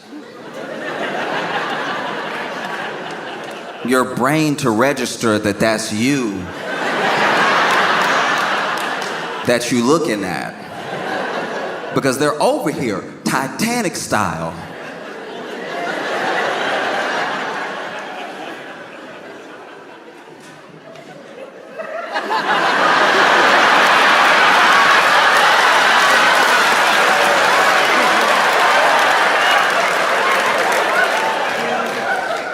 If you've ever seen the film Titanic,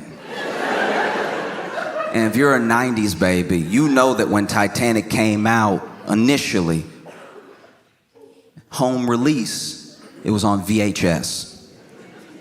And it's such a long movie, it's such an epic, that there were 2 VHS tapes. If you're young and you don't know what a VHS is, don't tell anybody that.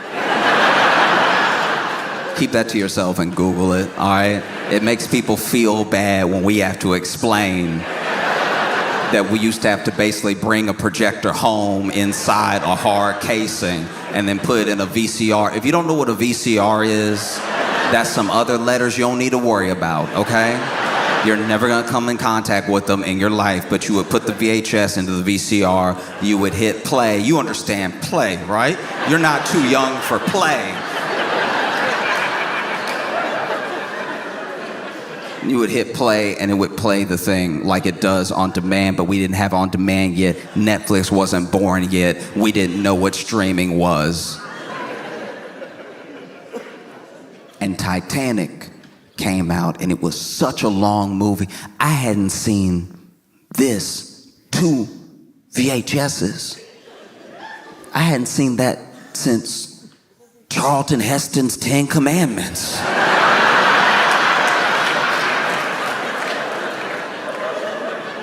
If you're too young to know what Charlton Heston's 10 Commandments are, it is also a film, but that film is almost as old as the people the film is about, all right? That movie is about Moses, who probably had a VCR, really, like when you think about how long ago Moses was and when we used VCRs. But Titanic came home with you, it had 2 VHS tapes. And you watch the first VHS tape of Titanic, and it plays till about half the movie, and then it tells you to enter tape 2. Tape 2, which will be far more depressing.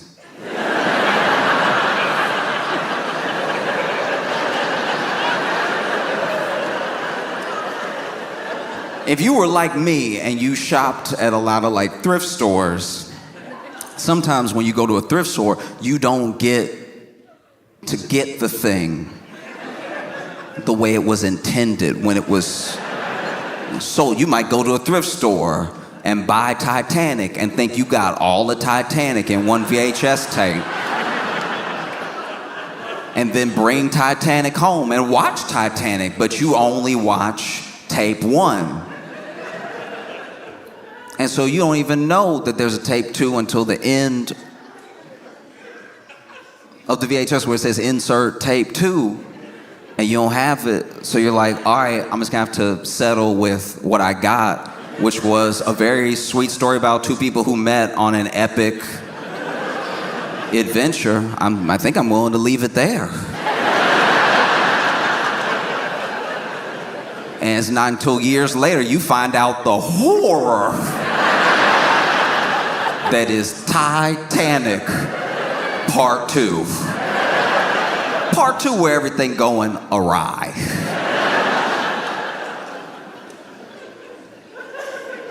And all I can say is the first 2 seconds that this couple was on the kiss cam looked a lot like Titanic VHS tape 1.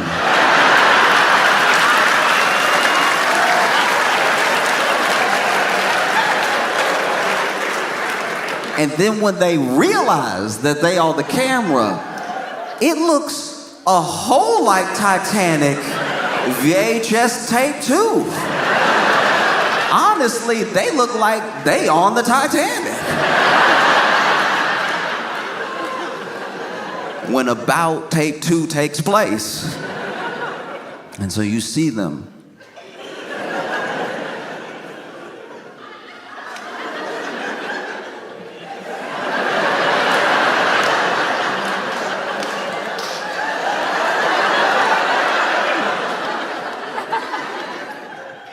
And this is where things went wrong. Because rather than just playing it cool, than just, chilling, the woman immediately covers her face and whips around.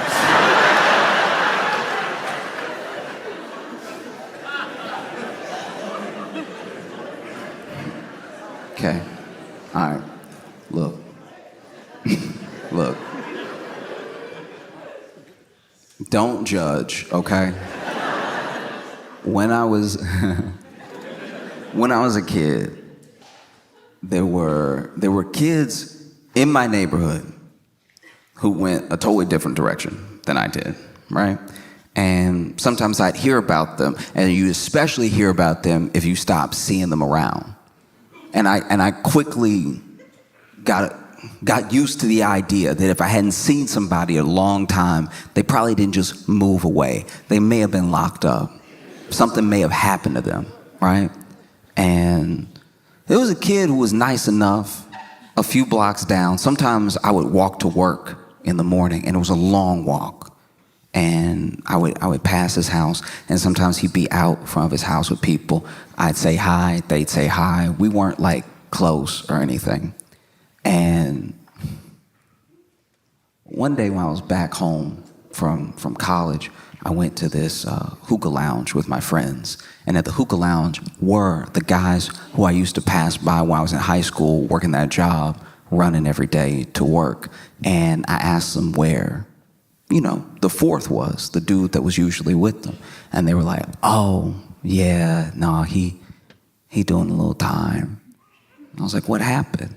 And they were like, well, he ran up in this store to rob it. And, he had like, he was pretending to have a gun and everything. And not only did he not have a gun, the store clerk wasn't scared of him.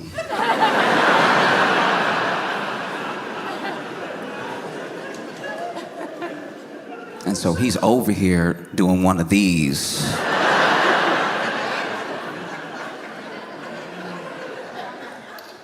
Let's talk about this real quick.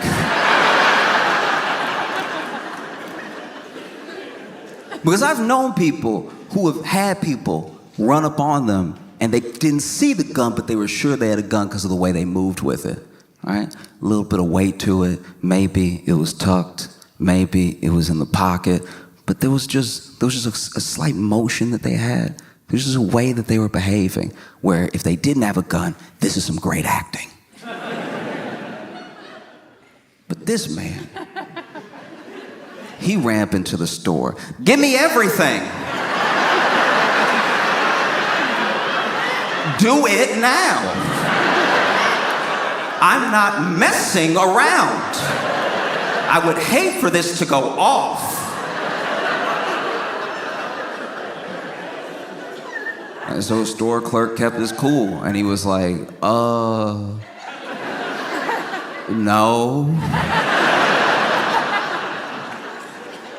He's like, what do you mean? I am armed, ready to kill.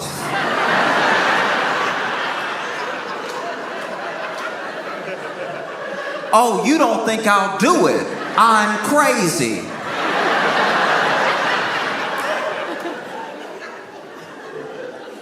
And the store clerk, apparently, according to their story, told me, I don't think you'll do anything because... And he points up, and he looked up at the corner, and he was on camera without a mask. And so apparently he went,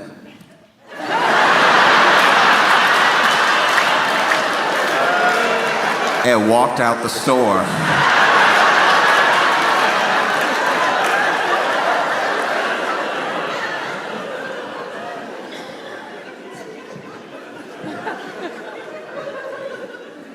I understand the immediate reaction to want to cover your face when you realize you're on camera. But don't do it with your fake gun hand.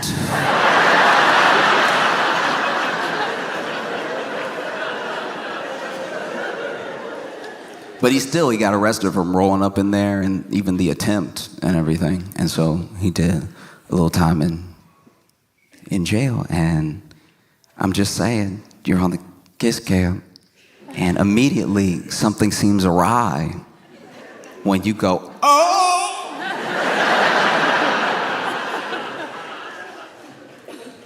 And that by itself wouldn't have actually been that bad. No, I'll tell you right now, this is what I firmly believe. I truly believe this from the bottom of my heart. I think that obviously, there's something up when you see yourself on the cam and go, oh, and then you turn around.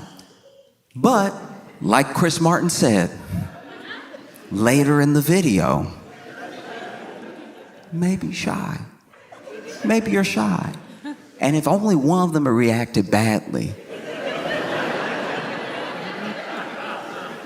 if only one of them had reacted badly, they might not be in this situation. But she went, oh! And then the man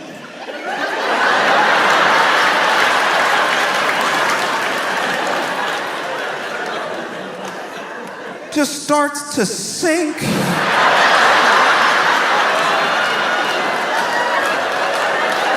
Where did he go?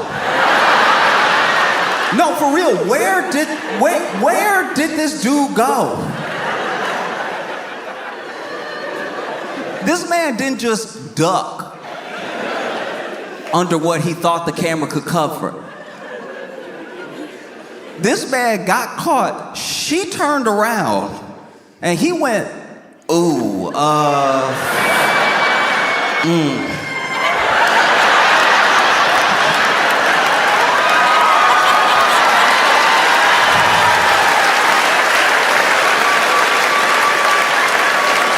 But like, where did he go? Like, truly, where was he? He never comes back. Did he open a portal? He might have been in an abyss. This was one of the crazy, because then he's gone and then she's just standing there. And in my head, I'm like, I don't know where their seats are, but it seems like he jumped. I was crying. This man went under everyone, I suppose. Fully disappeared.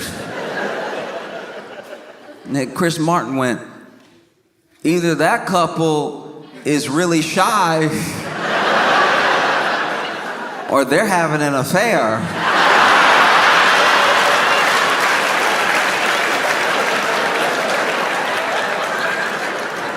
And the internet said, or?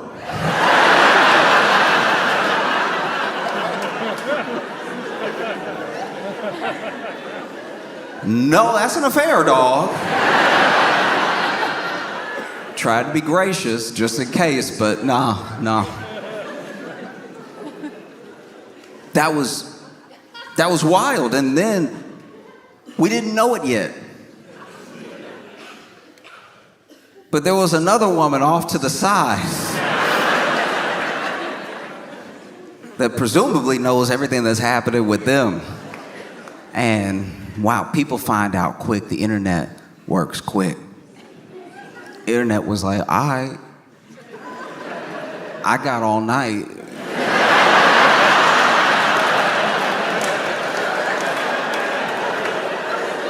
I'm not at the Coldplay concert.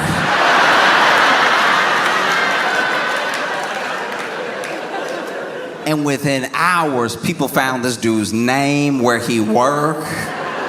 They found her. They found out that they weren't married to each other. This man married, and then, you know, the internet did a thing where, look. I do think it's important that people know the truth about what's happening in their lives. And I can only hope, like genuinely hope, that the people that reached out to that dude's wife did it with at least some tact. But a lot of people reached out to her, commented, this is where your husband's at. He's at the Coldplay concert. The Coldplay concert, from my research, isn't even that far from where you live, because I already went ahead and doxed him. I just want you to know. And so then people looked him up, and then they looked her up, and early into people looking her up, she had changed her last name on social, apparently. changed it, knocked his name off. And then it looks like she deleted or made private her socials altogether, which I completely understand. And then people started looking into him. And this is the thing about treating people badly.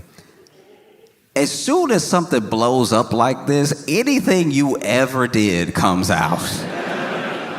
This dude cheating on his wife, and then other people were giving their little testimonies. Oh, I worked with him. He's actually terrible. He makes toxic work environments. He's incredibly abusive to his employees, saying all this stuff, right? And I don't know if these people actually work with him or not. It's so hard to tell what about this is real versus like people just trying to get in versus people trying to be part of it and stuff.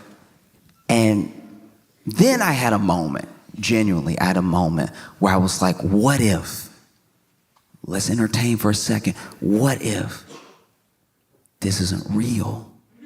I genuinely thought, because some of the kiss cam stunts, some of the things they do at sports games are like completely fake. They'll be like a fake proposal just to like make everybody laugh and maybe go viral, and maybe they'll sell some more like Bruins tickets. And then I even thought to myself, okay, you don't really see this happen in music, so maybe, what if this was Coldplay? What if Coldplay was like, look, this is what we gonna do, all right? We're gonna get the cam up, we're gonna show a bunch of people, we're gonna get it on one couple. They're gonna freak out, Jerry Springer style, all right? One of them gonna duck, he's never gonna come back. He disappears for life. She stands there. The lady next to her, who is supposedly her friend, laughs at their lives crumbling in front of her. It'll go viral. Everybody will be talking about the Coldplay concert. Everybody will be talking about what song we played right before it happened. Genuinely, you have to entertain a lot of things when you're trying to sift through if something's real or not. You have to be skeptical of everything. And I thought about it, and then I saw how Chris Martin moved on after that. And then I saw a wide shot, and I saw that the stadium looked sold out. So I was like, actually, it looks like Coldplay is doing fine.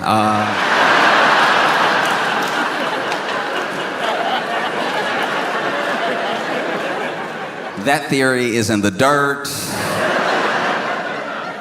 This looks very real. And then I thought about the company. Andy, his name is Andy.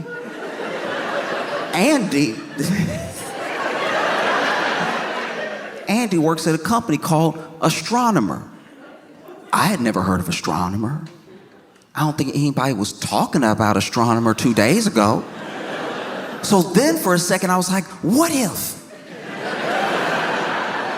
Astronomer, a tech company, hired Coldplay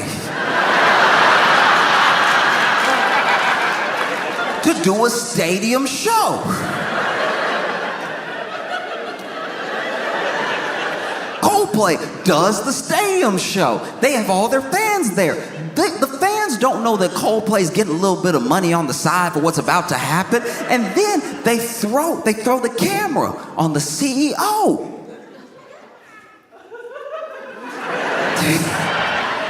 They throw the camera on the CEO and another employee. And then they create this whole scandal. Now, all of a sudden, everybody's talking about Astronomer. What is Astronomer? Oh, it's an AI company. What do? Oh, they help manage workflow. These are conversations nobody was having 2 days ago. The assumption when you're in the news, when there's a scandal with your CEO, is that your stock price could drop. I don't know if it's a public company, but if the stock price is dropping, seems like a good time to buy. Maybe that's when they buy back their own stock.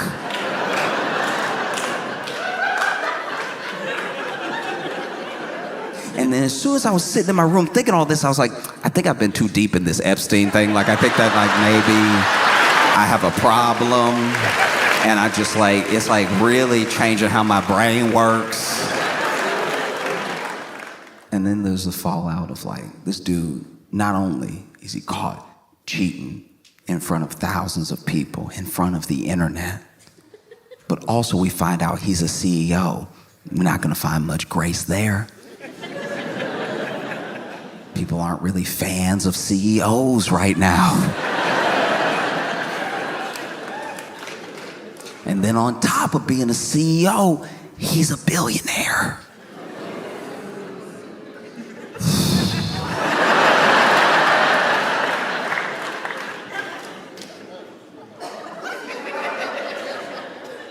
You basically made a Venn diagram of the three people that people hate the most. And it's a circle with your name in it.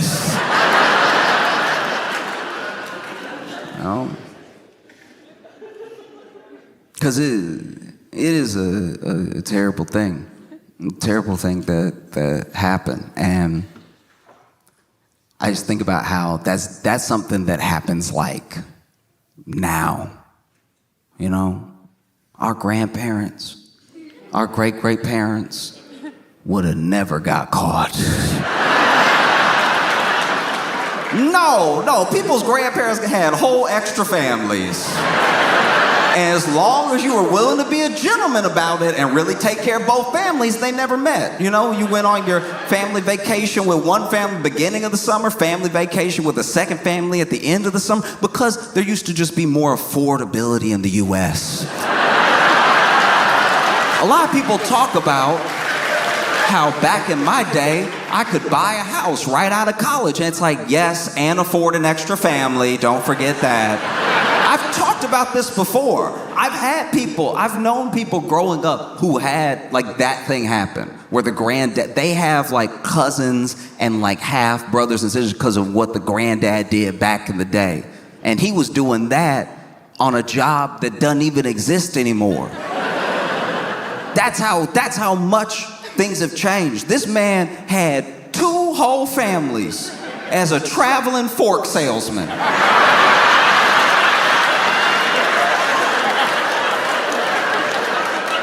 This man would just go up to people's doors and be like, look, eventually in your life you will come across some spaghetti. And when that happens, you'll want to be, he sounded like life insurance, you're going to want to be ready when that spaghetti is in front of you, all right? You don't want to be sitting here like a fool with a knife and a spoon. You want to be ready with that spaghetti, all right? And how you get ready? My forks. I got the best forks. My forks can do anything. I got fine dining forks. I got regular forks. I got the nickel forks. You know those forks made of nickel that's... They'll never rust because they're always kind of rusty. If you need forks, I can get it right, all right? Got all types of forks. I got the 4-prong, I got the 3-prong, I got the, he bad accountant. And then people let him in. He's like, looking at this, what was it, two bedroom? Two-bedroom house? How many kids you got? Oh, you got 3 kids in a 2-bedroom house? You're gonna need at least 16 forks. Made his living selling forks. One day, somebody opened the door for this man and he's immediately smitten. Oh, hello. She's like, yes, how can I help you? He's like, oh, I was trying to, I had this briefcase where I was trying to like fork you, like I just want to, I'm trying to give you fork. I mean, I'm trying to sell you forks. I sell forks. My name is John. And then she lets him in. And they get to talking about forks. And then about other things. And he doesn't tell her he's got a wife at home. And they start an affair. An affair where maybe she knows about the wife, maybe she doesn't. But then things grow. They feel like they're in love. They're like, let's get married.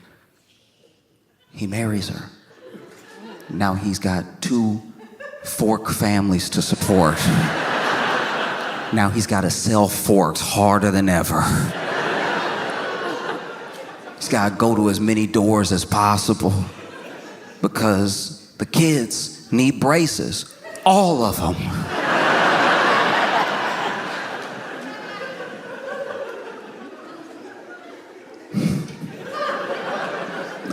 No, just he sells as many forks as he can, and then one day, one fateful day, sadly, a Sears opens.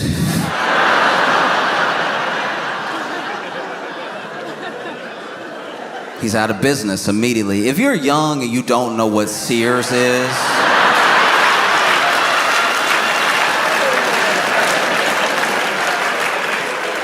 it was like a department/everything store where basically it was like Amazon, but you had to go.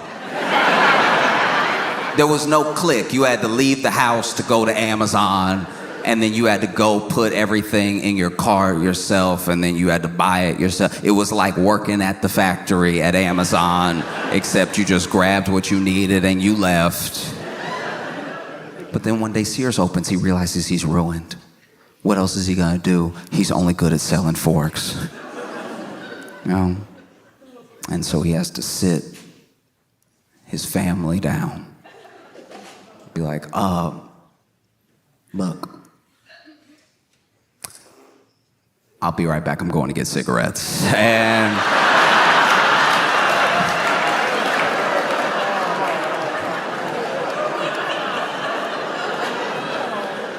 then he goes to his other home, his other family, and he's like, sit down, y'all. I have something to tell you, it's important.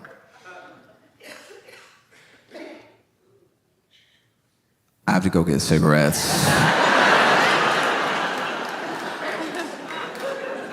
And then he would go off and he'd have his own life, and he would die with a lot of life insurance, and then the two families wouldn't meet each other until it was time to collect. And that was the gentlemanly way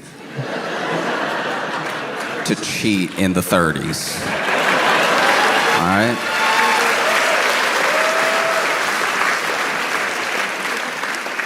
Because a CEO of a company dating, openly cheating with, I didn't know this was a real title, with the CPO, which CPO, I found out today, stands for Chief People Officer, which sounds like the most made-up job I've ever heard in my entire life. That job sounds very fake. Chief People Officer sounds like what you say at Thanksgiving when you go home unemployed, knowing that your brother is a doctor and your sister's a lawyer. I'm the Chief People Officer. Oh, and I'm Master of Business. That is crazy. I know it's a real job, I know it's a real title and everything, but just, you could have named it something else. To say that you're in the C-suite, just Chief People Officer, really sounds like it was not on anyone's mind before the name came out of their mouth. It's like, we have to give her a title. What's the title? She's head of HR. No, she was already head of HR. She got promoted. What is she over again? HR and personnel and hiring. It's like, okay, Chief People Officer? I don't know. No, it was crazy. And now it just recolors everything with that company. Now they're probably having an investigation right now. You know? Makes you take a second look at everything that happened between them, like performance reviews.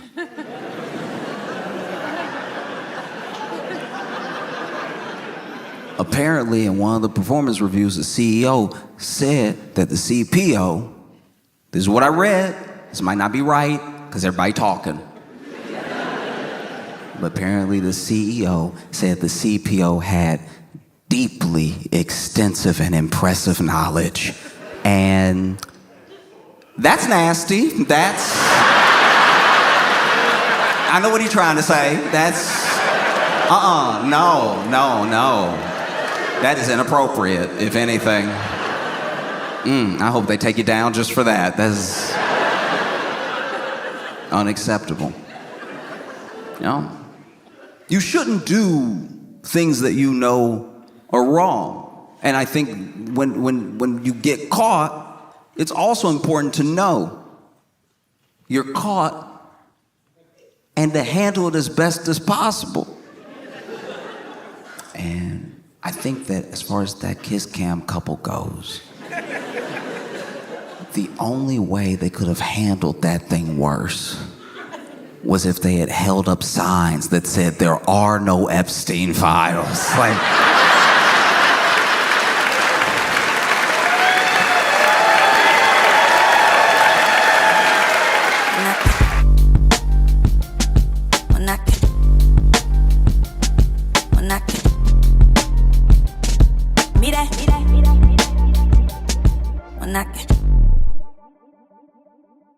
You seen your headline on The Daily Show. You see them all over YouTube. I want you to put your hands together. Put your hands together. Put your hands together.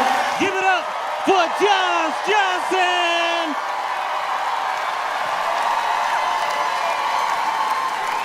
I do my best to be fair with people. I'm not perfect at it, but I try, you know.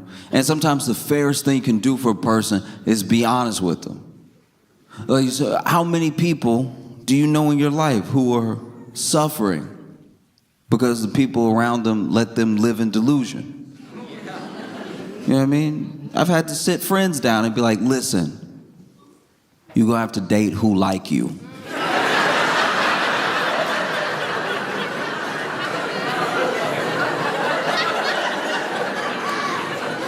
There's no way around it.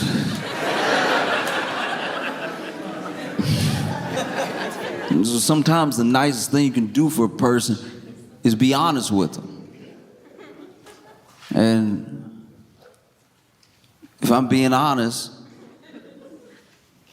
I feel like Donald Trump might be having one of the worst weeks of his life. This is very, very bad.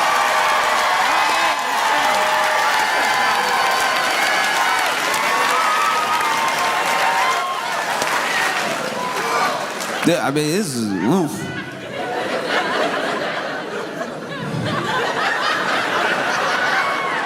I've watched people have bad weeks.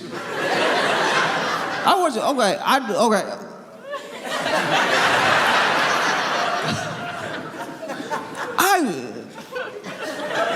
watched people have terrible weeks. There was a dude from my hometown that would ride his bike everywhere, and he got hit by a car and struck by lightning in the same week. He survived both, but wow. Because he was riding his bike, and you know, a lot of cities in the South we don't have enough sidewalk. We really abandoned the entire idea of someone might want to get somewhere in not a car. So he was riding his bike, but there's no sidewalk, and there's also no like bike lane where I grew up. And so there's just like, if you take the service road, it's just ditch and then ditch and then ditch and then ditch. And so then he over here BMXing the ditches going. But then when you do that, you do appear out of nowhere, because the ditch is deep enough where you know you ride, and then there's a little bit of road, then there's another ditch, and then you pick up another ditch, right? You know that's how you get there. But anyone making a left turn on the service road just sees someone on a bike coming truly out of nowhere and sends them flying, right? So he got hit by a car, and the car was turning, so this means it was slower than it could have been, and turned into him. He flipped over everything, bam, bam, bam, landed in the ditch, so at least landed on some grass, right? And then he was all banged up, and then he had to walk the rest of the week until he get his bike fixed, until he healed up a little bit. He had to, walk around town. He was walking around town, and there was a thunderstorm. Which normally, here's the thing, this is like a big Southern tradition, right? Is that when it's lightning outside, nobody do anything. We turn off the TV.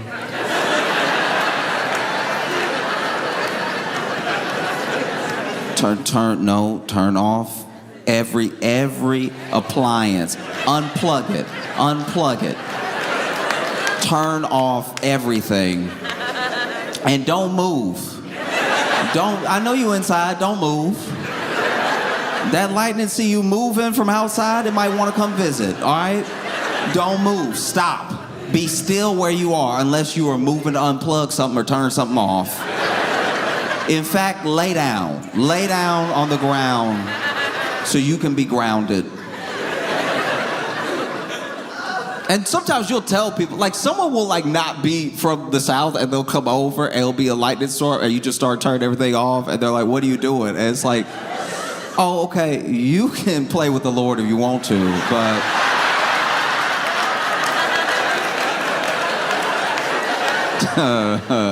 I like not being lit up, okay? I'm not even using this blender right now anyway.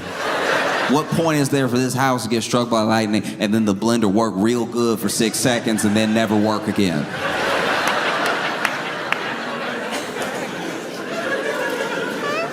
And so he was walking out in the thunderstorm, and to be fair to him, it was like, what was he supposed to do? I guess lay down. But like, what was he really supposed to do? So he's walking, making his way and everything, and you know, up off ditch, and now he can watch for cars a little easier because he's on foot and stuff, ditch and everything. And then the lightning hit him, right? And it hit okay, the way, I never been hit by lightning before, but the way that it hit him, he did, this is what I'm told, I was not there, but the way the lightning hit him, he did bounce. And I don't know, I didn't know that was possible. I didn't know that could happen, because it didn't seem like being struck by lightning was a buoyancy thing. But yeah, like he basically got hit by lightning, and then he didn't bounce high. It's not like he bounced like a basketball up, but he basically, you know, lightning, boom, and then he went up a little, and then he hit the ground all hot. Charred. You know, and then he had like a scar along the body and everything because struck by lightning. It survived. You know, I've never seen personally somebody get hit by lightning and then get up. I wouldn't. If I got struck by lightning, I'd be like, y'all, you know what? You know, the Lord knows I need a nap. I'm gonna take a nap. Works in mysterious ways. Sometimes you just need to sit down somewhere. What makes you sit down anywhere like being struck by lightning? And so, you know, he boom, boom, boom. And that was trying to get places next 2 days was very rough because he was already banged up from the car. And he was crispy. And he still wasn't having the week that Donald Trump is having. This is like...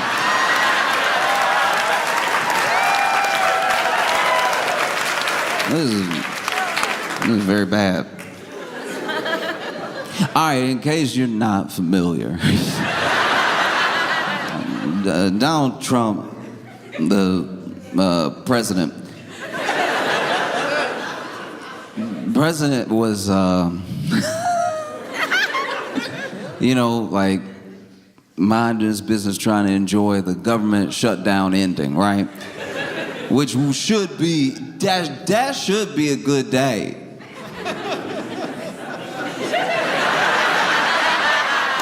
It should, you know, you shut down ended and everything. And so, you know, he got signed the thing and he has everybody in the office and stuff. And the night before,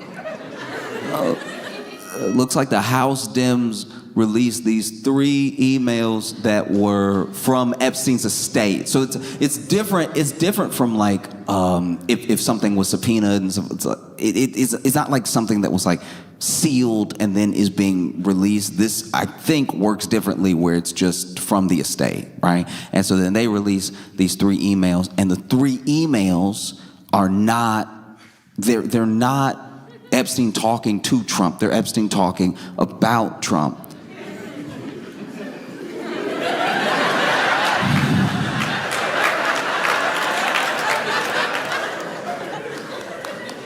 And on what should have been a good day,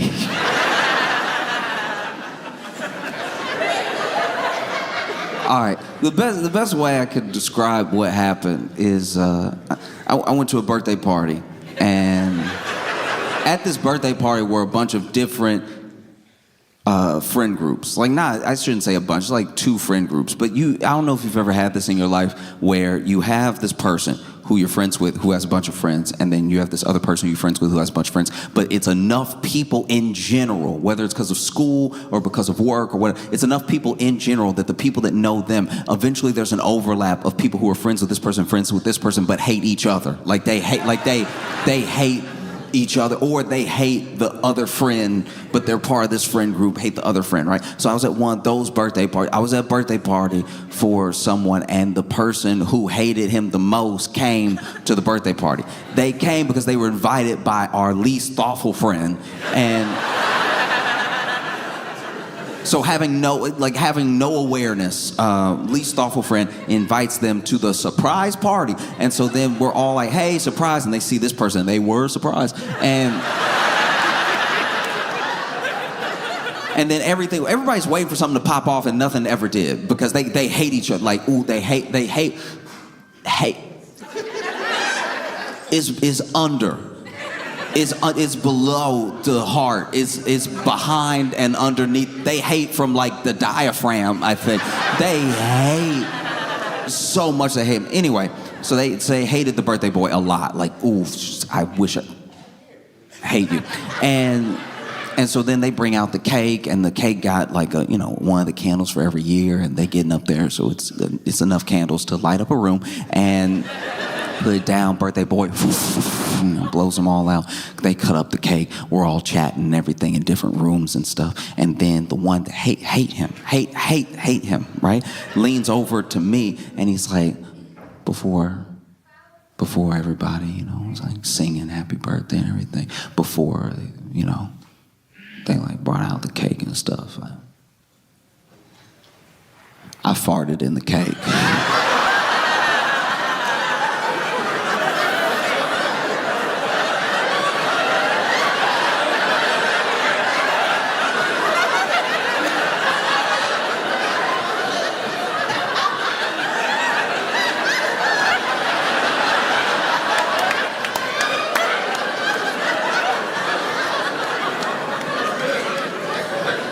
In my head, I was like, in?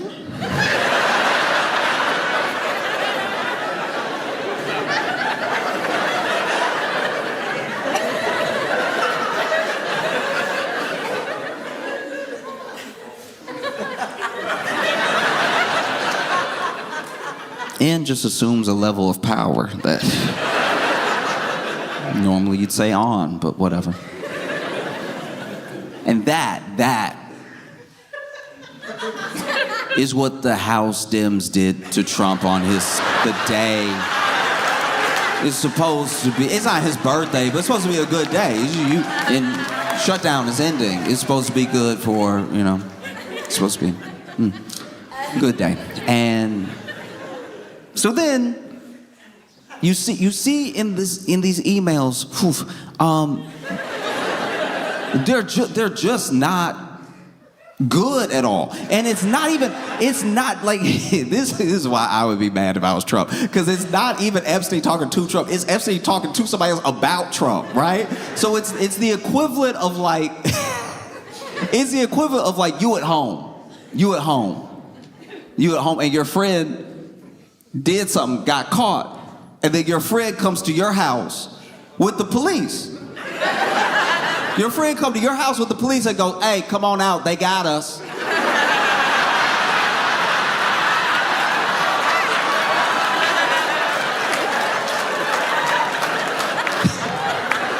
What do you mean us? I was at home. Because the email doesn't even like one of the main ones that was making the rounds on the news doesn't even like implicate Trump in anything. It just implies that Trump knows something that Epstein knows about what Epstein did that is very bad, that he hasn't told any authorities, but he knows is bad, right? Which doesn't look good. It's just one of those, like, this is bad for everybody. It's one, ooh. And I don't know how we got to this place, because Epstein saga has so many episodes. There is a Marvel universe of Epstein updates. It's never over, you know. It just goes deeper.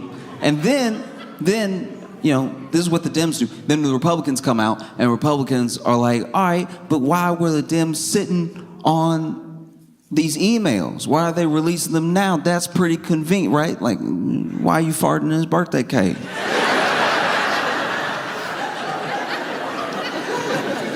And then, I suppose, to try to show transparency, to try to be like, we're actually the party that wants to get to the bottom of the Epstein thing the most, the Republicans release 20,000 pages. 20,000 pages. I don't know if I've sent 20,000 emails in my life. 20,000 like emails, these pages of Epstein talking about everything, talking about Trump, talking about like Larry Summers, talking about like, it's so much. It's so much it makes you wonder, whoa, why 20,000? It almost felt like they were like, you know what? Release 20,000. You know people don't read.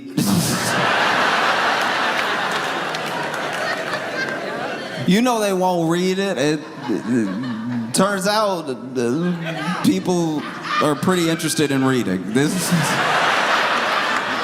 turns out if it's an interesting enough novel, people will dive deep into the reading. Yeah.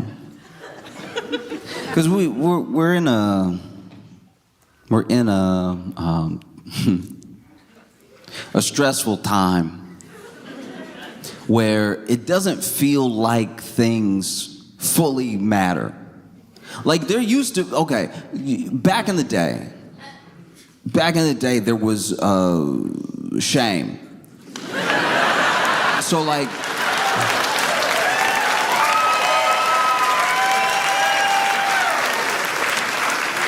if you were in public office, if you were in public office and you did something, or somebody accused you of something, or like sometimes it didn't even have to be anything. There was enough shame that you would resign or you would retire from politics in shame because we had shame. Like people had more shame, right?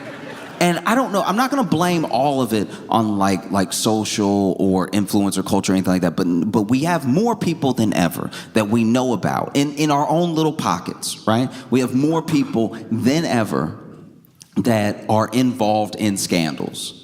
It used to be if you were in a scandal, you were either a politician or like a Hollywood celebrity. Those were really the only people who could even get into a scandal. But now you could just be an influencer, and like even more specific, you could be like a makeup influencer and you get into a scandal that only affects the people who watch you, right? And so now we're watching more people than ever try to navigate having a scandal, which has also made scandals more normal. And so now instead of looking to how we would all expect someone in a scandal to react, we look at how the person reacts. So you go back in time, like all Nixon did was listen to some tapes.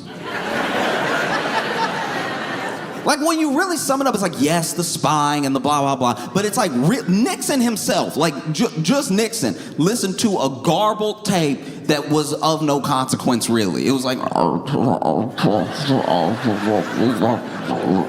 that man resigned over. And I know he did plenty other stuff besides. I'm just saying, like, the thing that when we think of Watergate, when people even really think about what Watergate is or what it meant to people, it was the scandal of like the government spying and how the opposition treats each other and everything like that. But when you really look at Nixon, I'm not taking up for Nixon at all. I'm I'm literally just saying that when I watched the documentary, it sounded like he resigned over.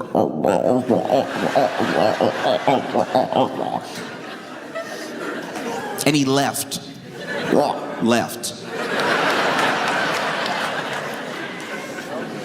And now, there's like a scam. There's something happening. And obviously, everybody puts it on Trump specifically. And he is our version of it, but it was happening all around the West before this. Like, it was bubbling up. Everything does not revolve around this man. There was something that was happening in lots of different places where politicians were realizing how much they could stress test the trust of the general public, right? Like, you even look at Canada with Rob Ford.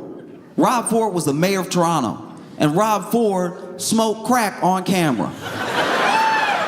This man did just smoke crack on camera. He smoked more crack than I've ever seen anybody smoke on camera. He smoked crack on camera so many times that I think he is the most crack smoke taped person of all time. Lots of crack. And he'd get drunk too. And it would be like, who set up the camera? I guess Rob Ford. Like, he just... It was scandal after scandal after scandal. It was stuff he would say. It was videos that would come out. It was stuff that he would say. It was videos that come out. It would just be over and over and over again. He wasn't like turning some new leaf. He was just one of the first people that when they came to him, they were like, were you smoking crack? And he was like, I was not smoking crack. Then in the next video it came out, he's like, oh, it's delicious.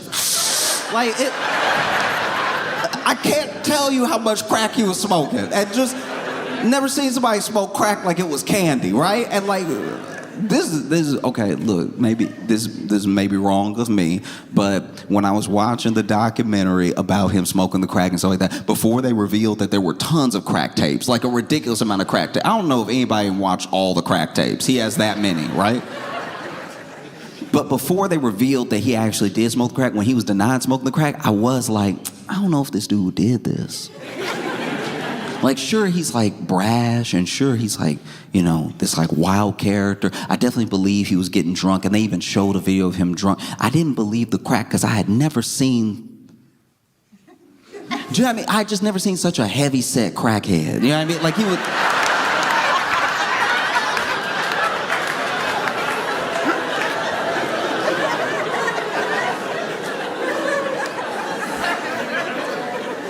I'm just saying, like, he had that plausible deniability from me because every crackhead I'd ever seen was petite.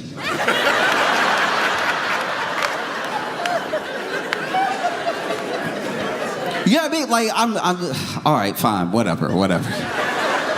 Some of y'all being weird, but you know you've never seen somebody smoke crack and have a cheeseburger. That is not something that happens within the same 5 minutes.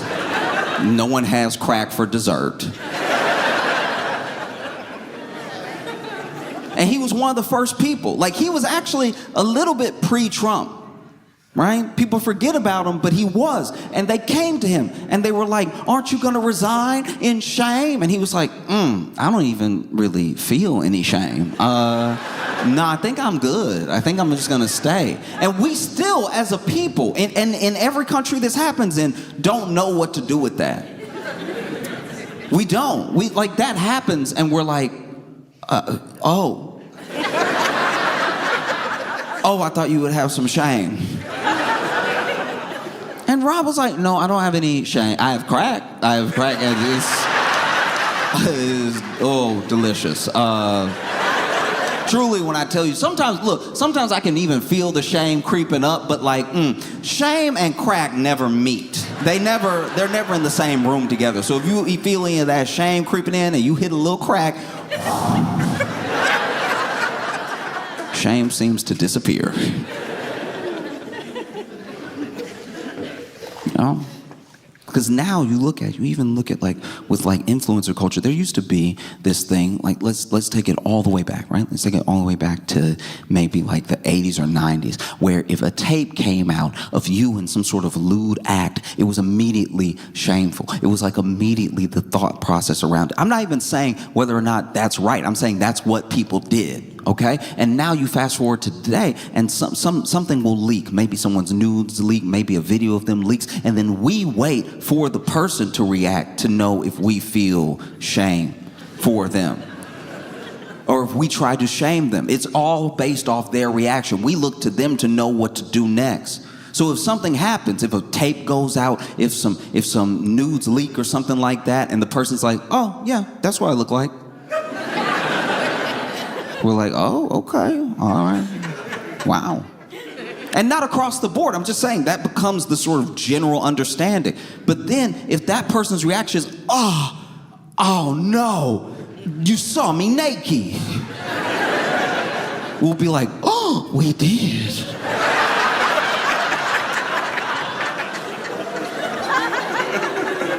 Shame. And so then these 20,000 pages come out, and wow, also not good. Not good at all. Because it's not just Epstein implicating Trump in like other meetings, other times they hung out, other things, other. It's also like Epstein talking real nasty and bad about Trump. Now this is, look, some of it is before their breakup, and then some of it is after. And there have been plenty of people that said, hey, listen, this guy who is no longer friends with Trump, we're talking bad about Trump after they're not friends anymore. What's that supposed to mean? You know what I mean? Why should that even matter? And it's like, look, I understand where you're coming from, but if he's talking about anything that happened while they were still friends, while they hung out to somebody, that does mean something. That does matter, you know? And he was talking wild about Trump, even saying stuff like, I'm the only one that could bring him down with the stuff I know and everything. And look, this is just me. Just me, all right? I'm not friends with Epstein, glad I wasn't, okay? But I'm just saying, if it was me and Epstein was talking this reckless about me over email with all these people, I'd probably be very upset. I'd get very mad. I'd probably get mad enough to kill him in his cell. I'm not saying that is what happened. I'm saying that's what I might do. Me. I'm saying that's what I might do, but I'm petty.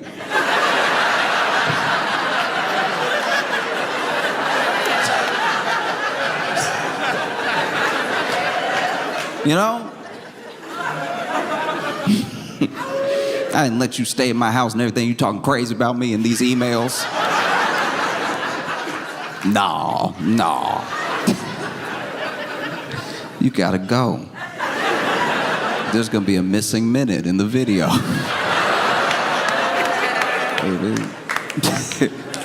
Because that's also what's wild. That's where we left off, you know? Remember where we left off, where there was they released the video and it was hours long and it was missing the most important minute it could miss. Yeah. Remember when there were like no files? Remember when Pam Bondi was like, look, there's no files. Don't listen to your memory.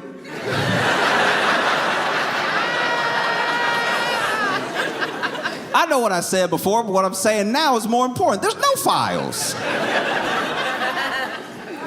Isn't it more convincing that there's no files than there's files? And we were all like, what is she talking about? It's bad. It's bad. You know what's so crazy to me? You know what's so crazy to me about a lot of this stuff is that this is Trump we're talking about. Trump was on trial in New York for like, I don't know, some like real estate fraud or whatever. And this dude, it wasn't looking good. It was looking like he might, get found guilty. And the judge had to give him a bunch of warnings. The judge's over here like, you need to stop talking about this case to the media. You need to stop talking about me to the media. Stop. I don't know what else he was doing. Like, stop doxing the stenographer. What? Like, stop. Just stop. You talking too much. Nobody that's a defendant in any of my other cases I oversee talks as much as you to the media about this case. You gotta stop. And then Trump for his part, Trump, even to his credit, I'd say, was like in danger of being held in contempt almost the entirety of the case. And the judge like, I'm gonna hold you in contempt. I'm gonna do it. And Trump was like, do it. No, do it. I want to be in contempt. I bet you won't do it. And then he would tell him, don't go out there and talk to the media about this case. And then Trump would walk up to the first person with a camera he saw. It could be a camera phone. He'd just walk up. And he was like, judge doesn't know what he's doing. He crooked, everybody crooked. I'm going to win in 2020, but just nonstop. You got to remember, that's the guy that we're talking about. But that's not how he's acting about this. Which means it must be bad. This dude was in court and wasn't scared. But this man, they reached out to all of these Republicans to try to help stop this petition, right? There's this petition to release the Epstein files in the House, and that petition has to go to the Senate. The petition, but he's trying to get it stopped. He's trying to get it killed, like now. Want it killed now, right? Gotta kill it. And so he's reaching out to people who have even been vocal about the fact that they will be on board with signing the petition. Reaches out to like Nancy Mace, Lauren Boebert, Marjorie Taylor Greene. This is the thing. Look, at the end of the day, maybe he did reach out because he just wanted to talk to Marjorie Taylor Greene. Maybe, you know what I mean? I'll be honest with you. If you could put all politics aside in your mind and you hop on the phone with Marjorie Taylor Greene, it will be interesting. You know what I mean? You'll be like, I didn't know about the lasers, Marjorie.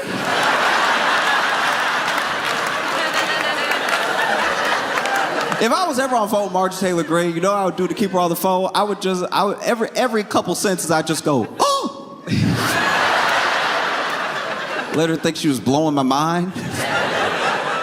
Throw in a really every now and again. Calls Marjorie Taylor Greene. Apparently none of them are having it. Apparently. Lauren Boebert even was pressured so much to not sign a petition, she was like, it must be worse than I thought. Y'all barely talk to me.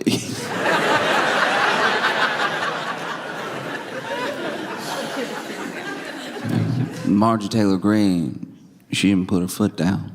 Marjorie Taylor Greene has actually really turned on Trump so much that it got Trump's attention so much that Trump has turned on Marjorie Taylor Greene, and they're beefing right now, which is hilarious. That is so funny. The idea that Trump is over here being like, y'all know Marjorie Taylor, he's over here calling her a lunatic, calling her crazy, all this stuff like that. The fact that Trump is over here like, Marjorie Taylor Greene crazy, and we're like, we know.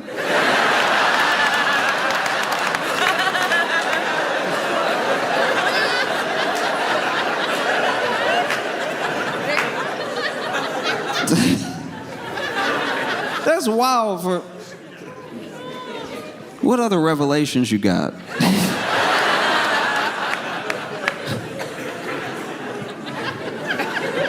Did you know Hannibal Lecter wasn't a good guy?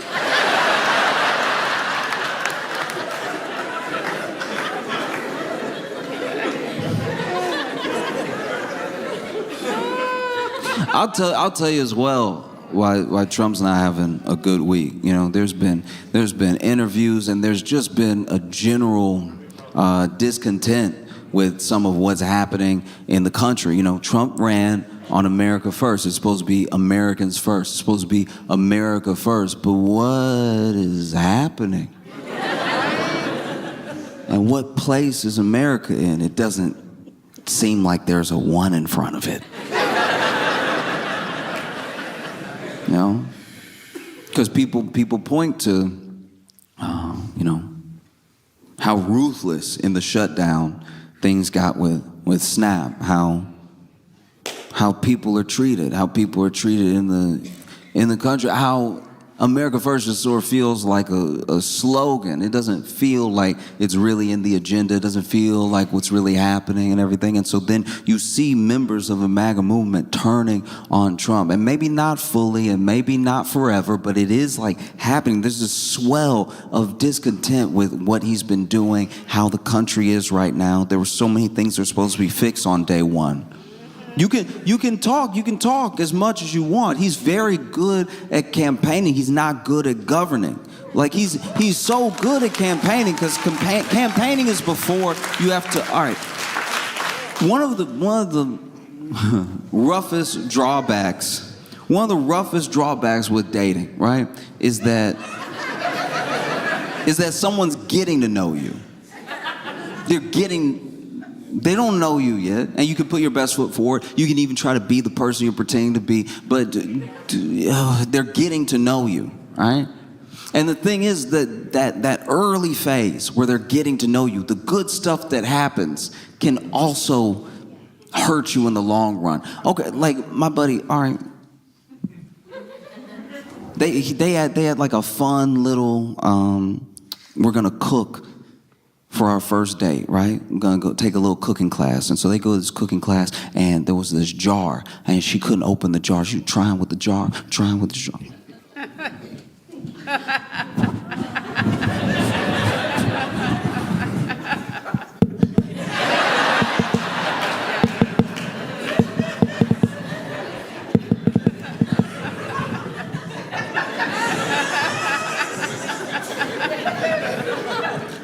the jar.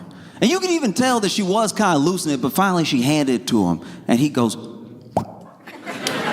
immediately, right? Which is great. You did it. But now you gotta be strong enough to open jars.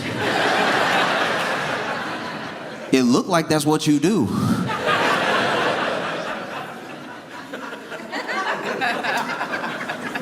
No. Ooh, we gotta watch out. Some of the stuff that happens that first time, you in trouble, man. You in trouble if it's the first 3 dates and y'all get into something scary happens. Maybe somebody even tries to mug you or something like that, and you win the fight. Oh, I hope you weren't just lucky. I hope you weren't just lucky, because now my man fight, all right? She gonna tell everybody her man fights.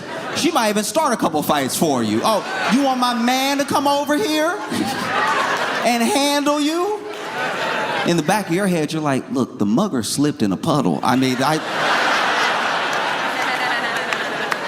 just grabbed the purse back. That's all I did. And like dating to being in a relationship is like what campaigning is to governing. It's wild even to watch some people's reactions. There are some people who have some truly insane and disgusting reactions, or just reactions that are meant to confuse. There are so many people that are like, why didn't the Dems release all this stuff years ago when Biden was president? And it's like, all right, this is the way that records work. There are some things that you could just release outright, like things that maybe you get from an estate or something like that. But then there are things that are part of an investigation, which as long as that investigation is going on, as long as that court case is going on, you can't just release those things to the public. Now that some of these things have been set to rest now, like, you know, obviously like Ghislaine is in jail and everything. And then there are other parts of documents that get redacted, either because they're part of a potential ongoing investigation, or it's to protect the name of a survivor of the abuse or something like that. There's all these different reasons that you could have for when you release things on whatever schedule. But even when people make that sort of argument, I'm like, wait, I can't tell. Are you mad that they are released? Like, what I don't even know what that's meant to accomplish. Why didn't the Dems release it sooner? It's like, all right, it's out now. Isn't that what we're talking about? That's insane. That type of logic would never hold up in like court. You'd never be able to go to court with like, look, if the police care so much, why didn't they catch me sooner?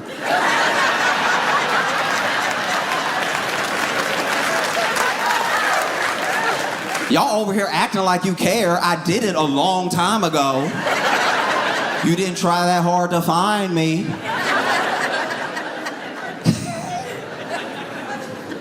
Oh. You see so much of this stuff happening, and you're like, wow, every day he try to move on.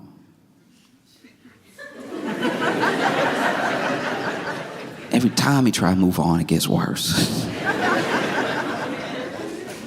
20,000. And 20,003 emails.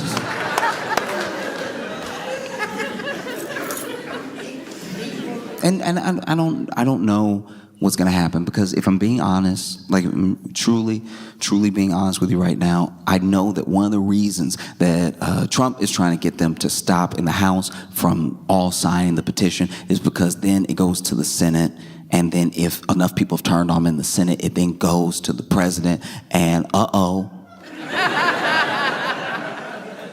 he is the president, which means he would have to, and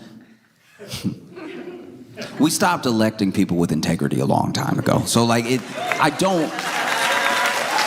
don't expect, like truly, I don't expect Trump to sign something that is basically dry snitching on himself. I don't think that would happen. Dry humping. But I will say this, I think that there's a very slim chance that it's like Trump's gonna go to jail, or that this will be enough for everyone to turn on him and then just kick him out of office or anything. This is one of those things that is very bad. It's a very bad look. He's panicked about it. People are speculating why he's panicked about it, but it's not the thing that's gonna make him sort of like Nixon up out of here.